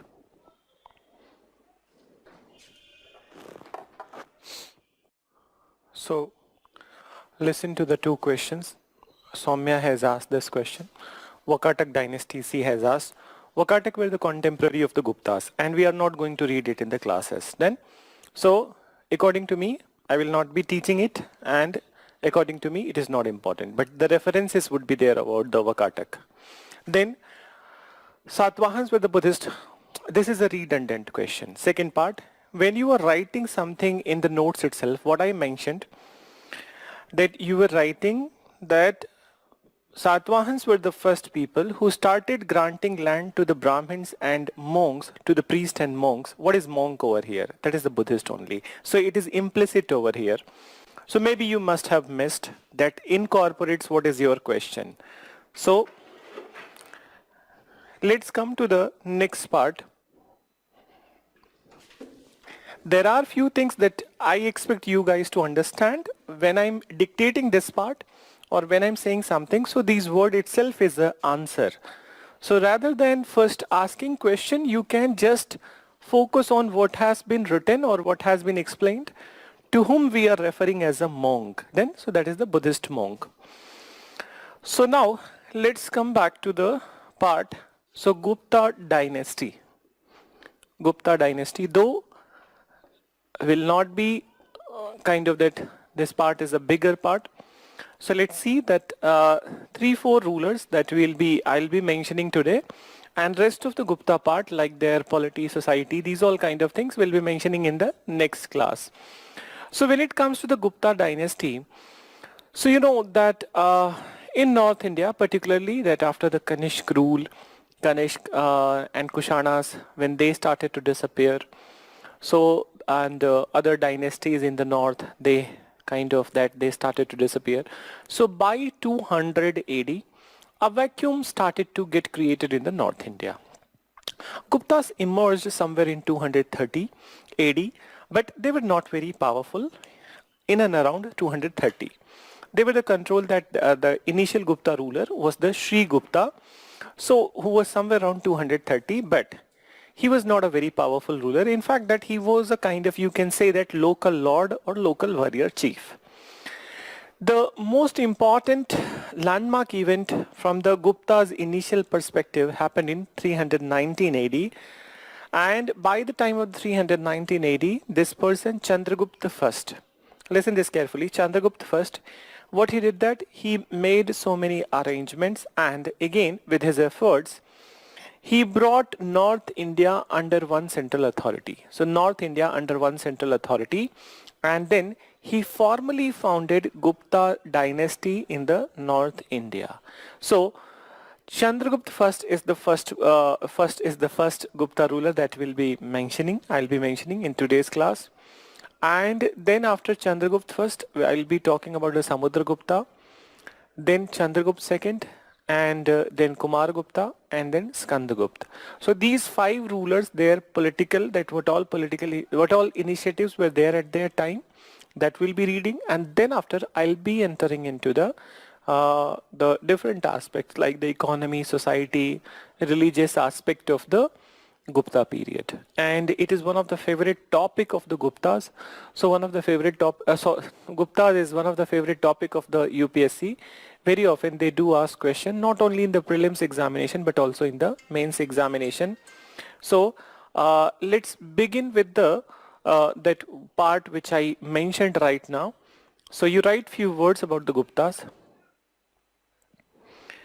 So Gupta dynasty emerged around 230 AD.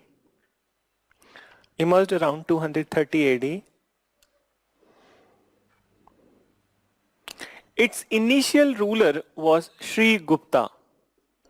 Its initial ruler was Sri Gupta. Sri Gupta. Then you write, but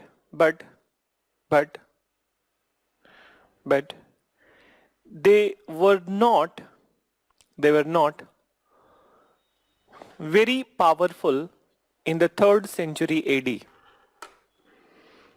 They were not very powerful in the 3rd century AD.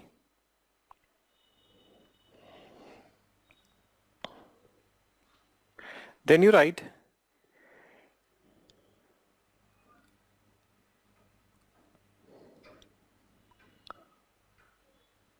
in the second decade In the second decade of 4th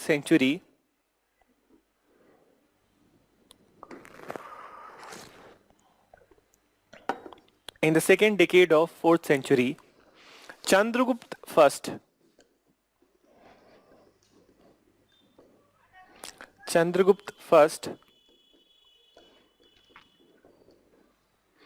filled the void created filled the void created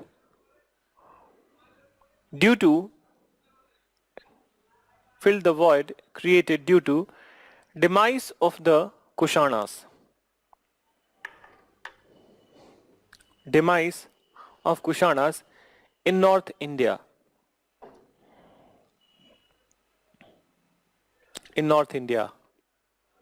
Then you write, with his efforts, Chandragupta brought north, east and central India. Chandragupta brought north, east and central India under one central authority.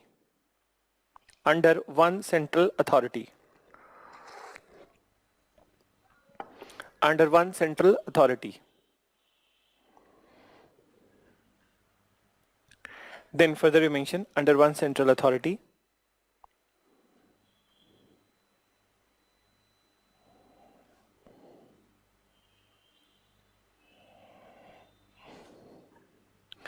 Then we will move into the tenure of the Chandragupta first, which was 319 to 335 AD.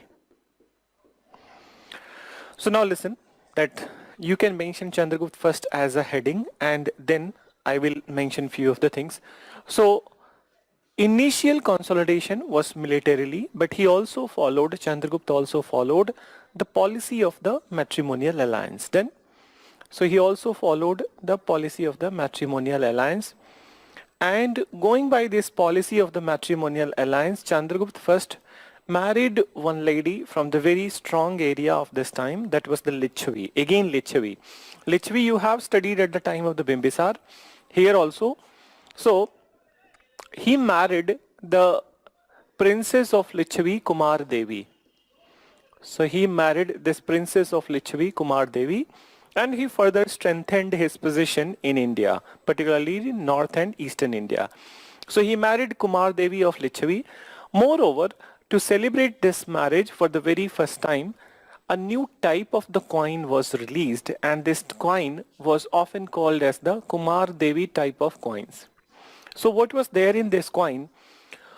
On the obverse side of the coin, the image of the king and queen was there, and on the reverse side of the coin, so on the obverse side king and queen, and on the reverse side of the coin either of these three goddesses, so Lakshmi,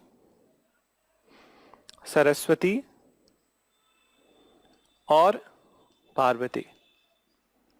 So any of these three goddesses, that in different coins, some coin Lakshmi, some coin Saraswati, some coin Parvati, so their images were created. This is happening for the first time. For the first time, queen's image on the coin, and for the first time, the goddess image on the coin. So you write, Chandragupta followed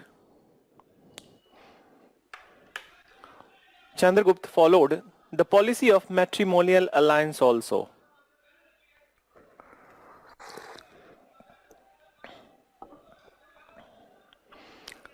Chandragupta followed the policy of matrimonial alliance also,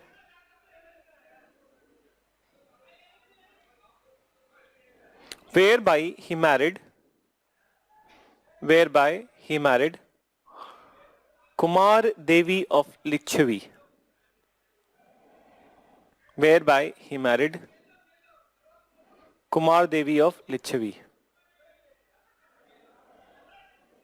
Then further you mention, to celebrate this marriage,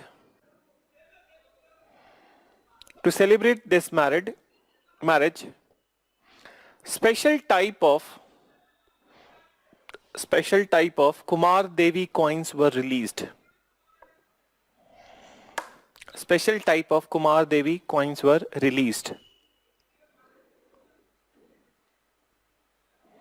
Special type of Kumar Devi coins were released. Then further you mention, on the obverse side of the coin, on the obverse side of the coin, image of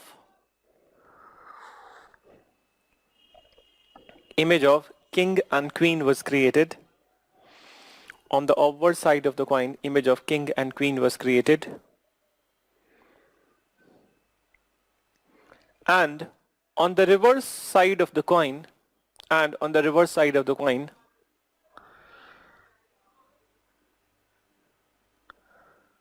of the three goddess, Lakshmi, Parvati, Saraswati were created. Lakshmi, Parvati, Saraswati were created.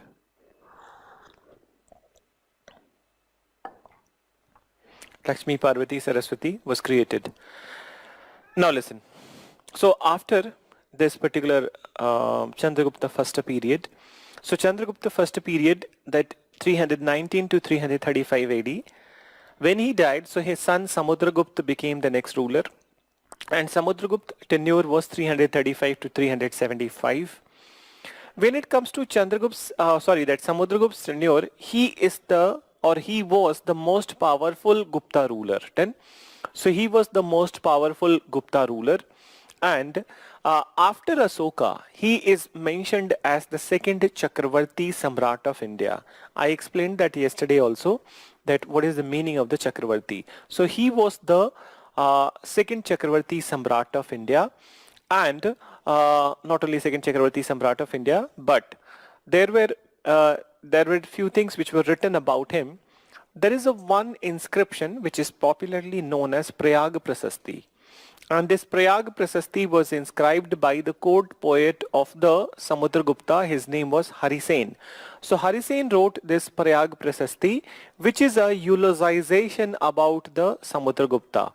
What is eulogization? That praise. Then so he praised Samudragupta in this particular Prayag Prasasti. So what Harisen has written in this Prayag Prasasti, that he has written that Samudragupta, during that he kind of won more than 100 battles, and he further says that he never lost a battle. Then so he never lost a single battle and won more than 100 battles. Then so won more than 100 battles. So this is what is mentioned in the Prayag Prasasti. Then when it comes to other things associated with the Samudragupta, so Samudragupta was a ardent follower of the Hinduism. He also performed Ashwamedha Yajna. Then, so he was an ardent follower of the Hinduism, performed Ashwamedha Yajna. At the same point of time, he was also tolerant towards the other religion. Then, so many times it happens that if somebody is following one religion very deeply, so he is not accommodated towards the other religions. But that was not the case with the Samudragupta. Samudragupta was tolerant, accommodated towards the other religion. There is one example that I need to cite over here, and that example, that once during the tenure of the Samudragupta itself, there was this ruler of Sri Lanka. His name was Meghavarman. Meghavarman requested Samudragupta that he need his permission to create a Buddhist monastery at Bodh Gaya, and as such he requested, so Samudragupta not only gave him permission but also funded him to create this Buddhist monastery at Bodh Gaya. This is one part. Then Samudragupta was also, himself was a great musician, and he was a poet also. So he himself was a poet and musician, and in one of his coins he has been depicted with playing veena. Then so he has been depicted playing the musical instrument veena. So please write his name and the things which I mentioned. So you write Samudragupta.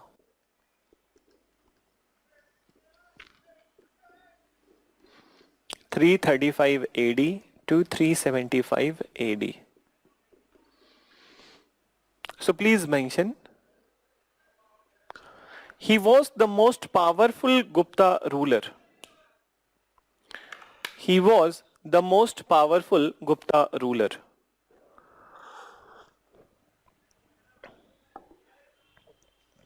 He was the most powerful Gupta ruler. Full stop. Then further you mention.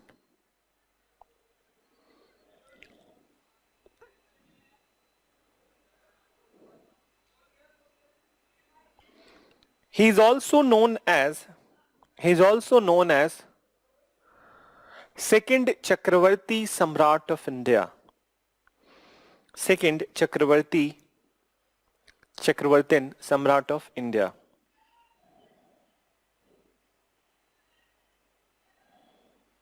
Second Chakravartin Samrat of India. Then you mention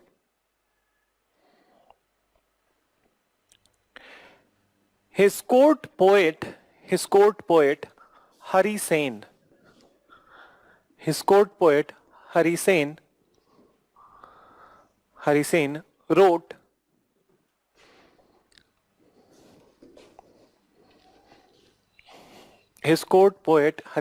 wrote Prayag Prasasti. Let me write here. Wrote Prayag Prasasti.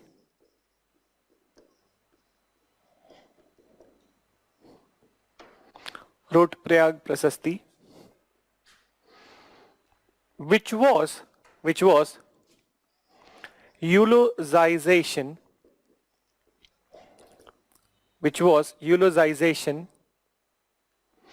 of Samudragupta. Eulogization of Samudragupta means that बढ़ा चढ़ा के बताना, ठीक है, और excessively praising somebody. This is the meaning of the eulogization. So excessively praising somebody. Then you write that in this Hari Sen has mentioned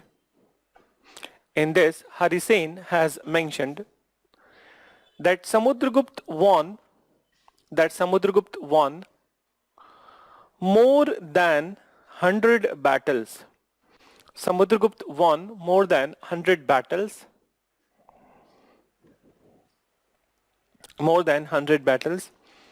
And never faced a single defeat.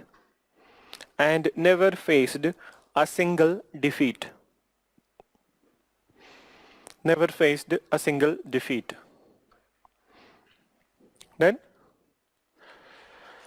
after you change paragraph and then you write Samudragupta was an ardent believer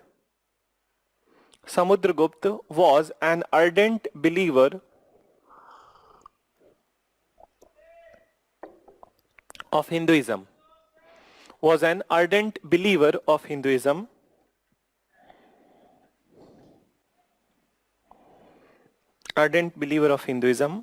Then further you mention he performed Ashwamedh Yajna also.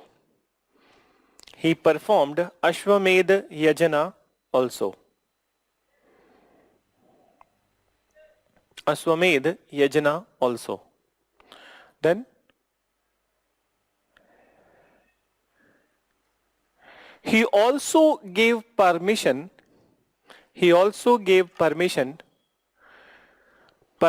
to the Sri Lankan ruler Meghvarman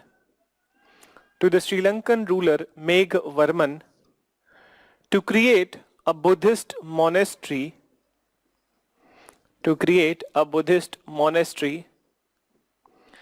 at Bodh Gaya.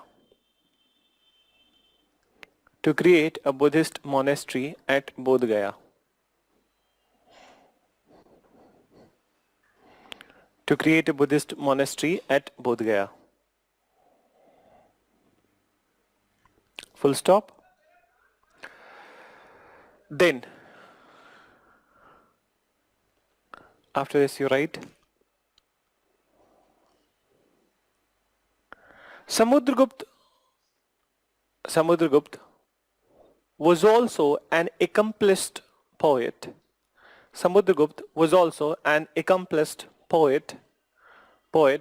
And musician.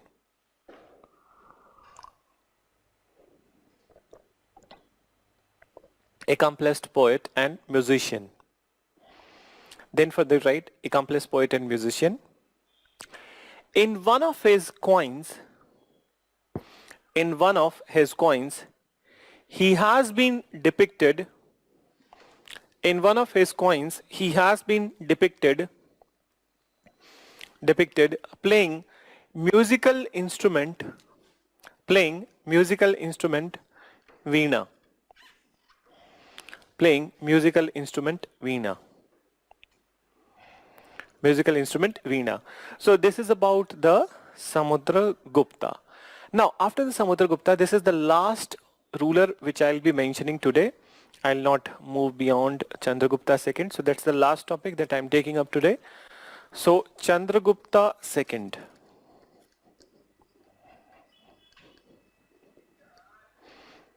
Chandragupta II and his tenure in 385 to 415. So 385 to 415. You must be thinking that what about the in between 10 years? Let me tell you one small story here.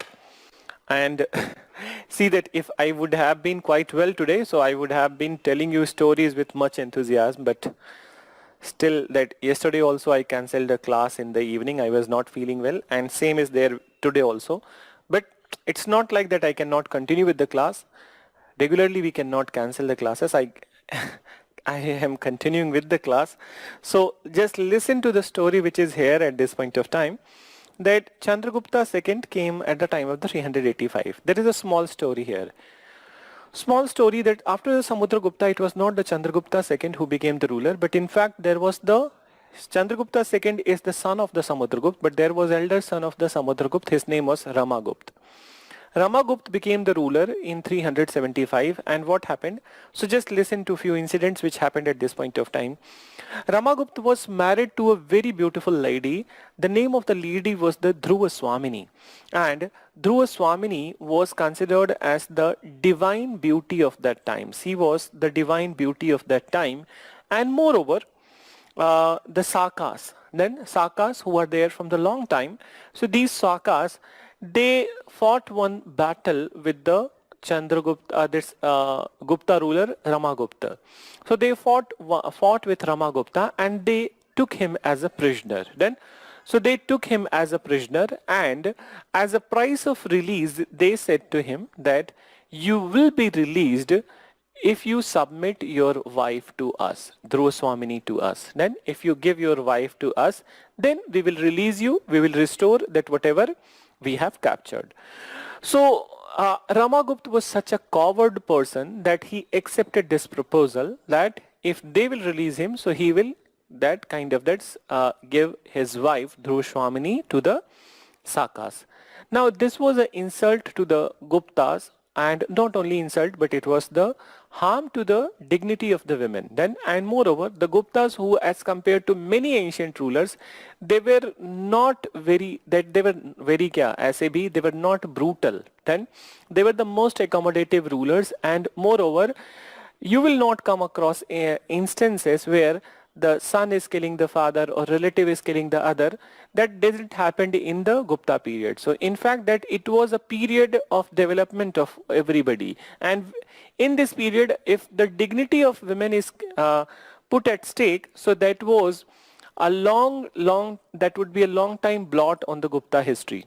So in this situation, the younger brother Chandragupta II, he decided that whatever he has committed, that will not come to picture, and moreover he will fight the battle. So he prepared his army from his capital, and then he attacked on the Sakas, defeated them. Then he easily defeated them, and then not only defeated them, and then after what he did, so after defeating them, killing them, he also killed his brother.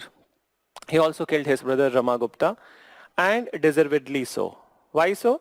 This kind of person who is a blot on the Gupta history, he must not be there. So he killed his brother, this particular Ramagupta, and then what he did, he married Dhruva Swamini. Then so he did the right thing. So it seems like a love triangle, but maybe that even if it was a love triangle, but this lady Dhruva Swamini, she didn't deserve a coward like Ramagupta. And how come you can put your wife at a stake in a war? This has happened at earlier times also, where Dharmaraj Yudhishthir has done. I don't know for what purpose he is called as the Dharmaraj. Then, so the most adharma kam he has done, that putting Draupadi on stake. Then, so Draupadi on stake. So to me, he is not a celebrated person. Then over here also, Ramagupta also did the same thing. And then Chandragupta rescued Dhruvaswamini and also married her. So this is how Chandragupta came to picture. So we don't need to write this story. This is just, I tried to tell you to make the connection in this with the history. So now listen to the Chandragupta second. He came to power, and after coming to power, he took the title of the Vikramaditya. Then, so he took the title of the Vikramaditya, and he is said as the most enlightened rulers of the Guptas. I'm not saying powerful. Powerful was his father, Samudragupta, but Chandragupta II is considered as the most enlightened ruler of the Gupta history. Now, why he said so? Because he was not more focused on the military campaigns, but Chandragupta II was focused on the holistic development in the Gupta territory. So holistic development in the Gupta territory, whereby he maintained many luminaries in his court. Then I'll be telling some of the names that which all luminaries were there in his court. But apart from that, that during his tenure, there was huge development in many sections then, or in many such sections of the society. For example, that there was good development in the temple architecture, Sanskrit literature, architecture, astronomy, astrology, mathematics, metallurgy. So these all spheres, in these all spheres, there was a development. Then, so there was good development, and in fact, this is the period which is called as the golden age of the art and architecture. So it's Chandragupta's second period, which is often termed as the golden age of the art and architecture. And as I said to you that he maintained several luminaries in his court. So one of the very famous luminary in his court was the Kalidas himself. Then, so Kalidas, who was the one of the greatest dramatist or novelist of the India. Then another important person in his court was the Amar Simha. Then there was Varah Meher, there was Dhanvantari, then there was Vararuchi. So these were the luminaries who were the part of the Chandragupta II's court. Please write few words and then I'll tell you something else also related to Chandragupta II. So you write, Chandragupta II, after coming to power,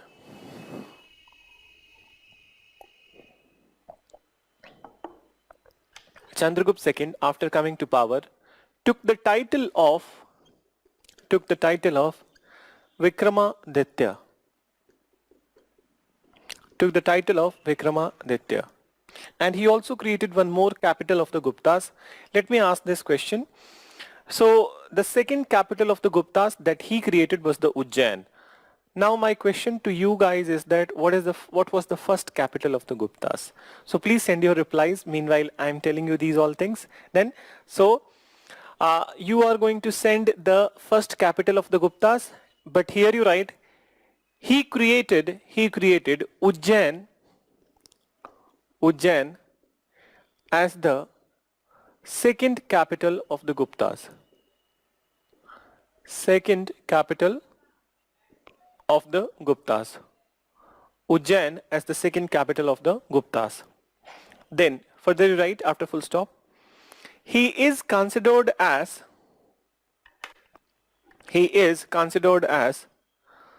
the most enlightened ruler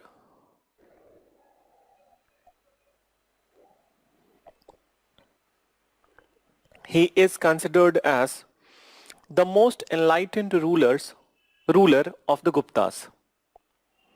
He is considered as the most enlightened ruler of the Guptas. Full stop. Then there was holistic development.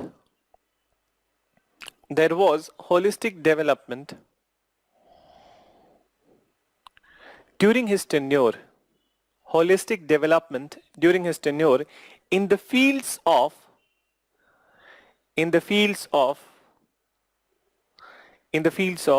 So one by one you write these all fields.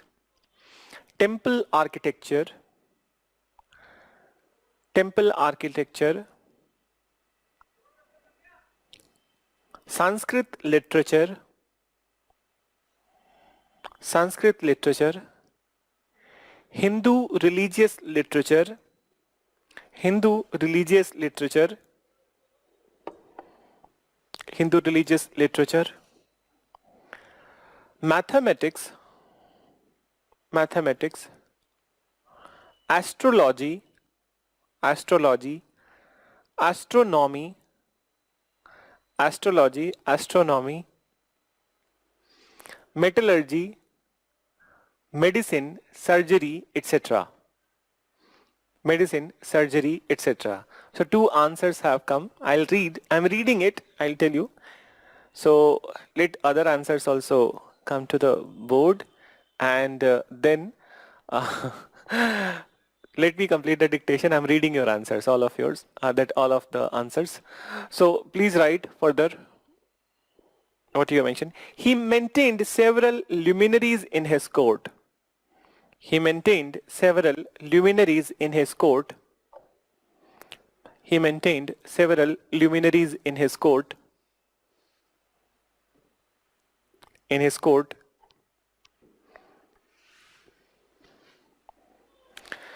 So he maintained several luminaries in his court, which includes, so I'm writing these all names on the board, you can write. So till this point of time, 4 answers have come.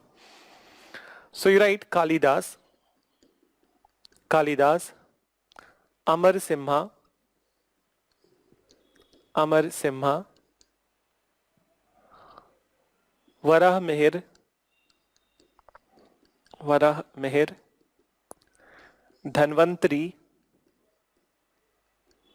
Dhanvantari, and Vara Ruchi. Vara Ruchi. So 4 answers have come. All of them have said the same thing. So Subham, Aman, Soumya and Tanya. So all of them have sent the answer Patliputra. Okay? So I'm not commenting, but I will wait for few more answers so that I can tell you that. So these were some of the famous luminaries in his court. Then what else I need to mention? So I think that Soumya, you asked this question of the Vakatak. Then, so Soumya, Vakataks were the contemporaries of the Guptas, and you can also say that some point of time they were contemporary of the Satvahans also. Basically, Vakataks were the rulers who were there in the Maharashtra, particularly in the area of the Aurangabad, Ahmednagar, these all area, Jalgaon. So they were the rulers of this area. Moreover, at this point of time, this person, Chandragupta II, he married his daughter Prabhavati to the Vakatak ruler Rudra Sen. Then, so he married his daughter Prabhavati to the Vakatak ruler Rudra Sen, and when Rudra Sen died, so he became kind of de facto ruler of the Vakatak area also through his daughter Prabhavati, because Prabhavati was the one who was ruling the Vakatak area. So in fact that Gupta and Vakatak were relatives. So you write, so what all things you have written this much, and then you write, so he married his daughter Prabhavati to the Vakatak ruler Rudra Sen. To the Vakatak ruler Rudra Sen. Full stop. Then further you mention, after the death of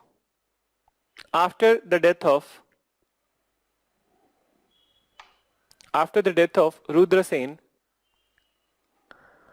Prabhavati administered Vakatak area. Prabhavati administered the Vakatak area under the guidance of Chandragupta II. Under the guidance of Chandragupta II. Then, so now I'll be telling you the answer. So all of you have sent Patliputra. This question I do ask deliberately at this place because Now the Patliputra is no more.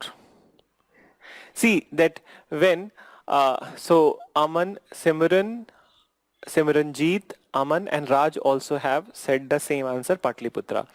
Now listen, when Satvahans, listen to me, when Satvahans annexed the Magad area, so with them only the end of Patliputra as a capital happened. And even the Magad is also ending, Magad name is ending with the annexation of the Kanwas by Satvahans. Then so and Guptas, they didn't rose from the land of the Bihar, but they were basically the emergence of the emergence ground of the these Gupta rulers. So Anjali has sent this answer Kannauj. No, Kannauj is not the answer. So the place which you are not mentioning and एक भी right answer नहीं आया तो उसके पहले ही कोई सही भेज दे उसके पहले मैं लिख दूं it was Prayag. Then so Prayag was their first capital and Guptas emerged in and around area of the Prayag. Then so Prayag was their first capital and second capital was Ujjain. Then so if you want to write at that place where you have mentioned Ujjain was the second capital, so you can also mention Prayag as the first capital. Then and Prayag, Allahabad, nowadays that in the Middle Ages and till the very recent time we called it Allahabad. Now it has become Prayag Raj. So I hope you understood this part. So last part about the Chandragupta II that I need to mention. During the tenure of the Chandragupta II, the Chinese Buddhist traveler came to India and this Chinese Buddhist traveler was the Fahian. Then so Fahian came to India at this point of time and Fahian wrote a book. Name of the book is the Fukuoki. So Fahian wrote this book Fukuoki, which gives an important, which is an important book about the details about the Gupta period, that what all kind of social system polity was existing at this point of time. So you write that during the tenure of the Chandragupta II,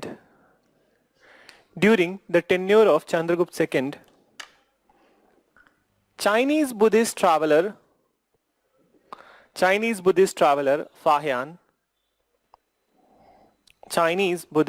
Fahian visited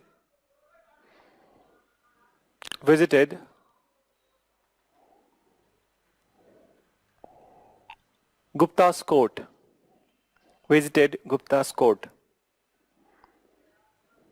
Then further you mention, he wrote a book, not famous, you write. He wrote a book, Fukuoki. The spelling is written on the board. So you can just see that Fukuoki. He wrote a book, Fukuoki, which is one of the important book which gives detail about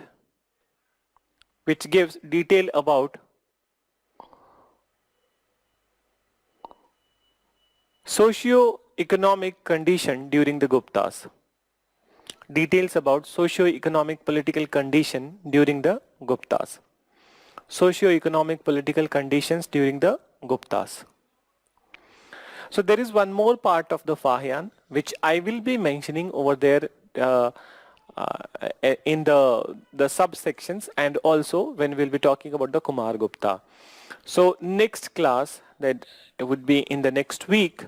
So next class I'll be completing the Gupta part and then we'll be starting with the Sangam age. Then so Sangam age dynasties and then rest of the part of the ancient. Then so hopefully that what was the class number today, just let me see that it was the class number. So we are one class, okay, so it was class number 7. That's fine. So next class we will try to complete the ancient part and then after that we will start with the medieval history. So I'm winding up class here only. Thank you for today. Meet you next week.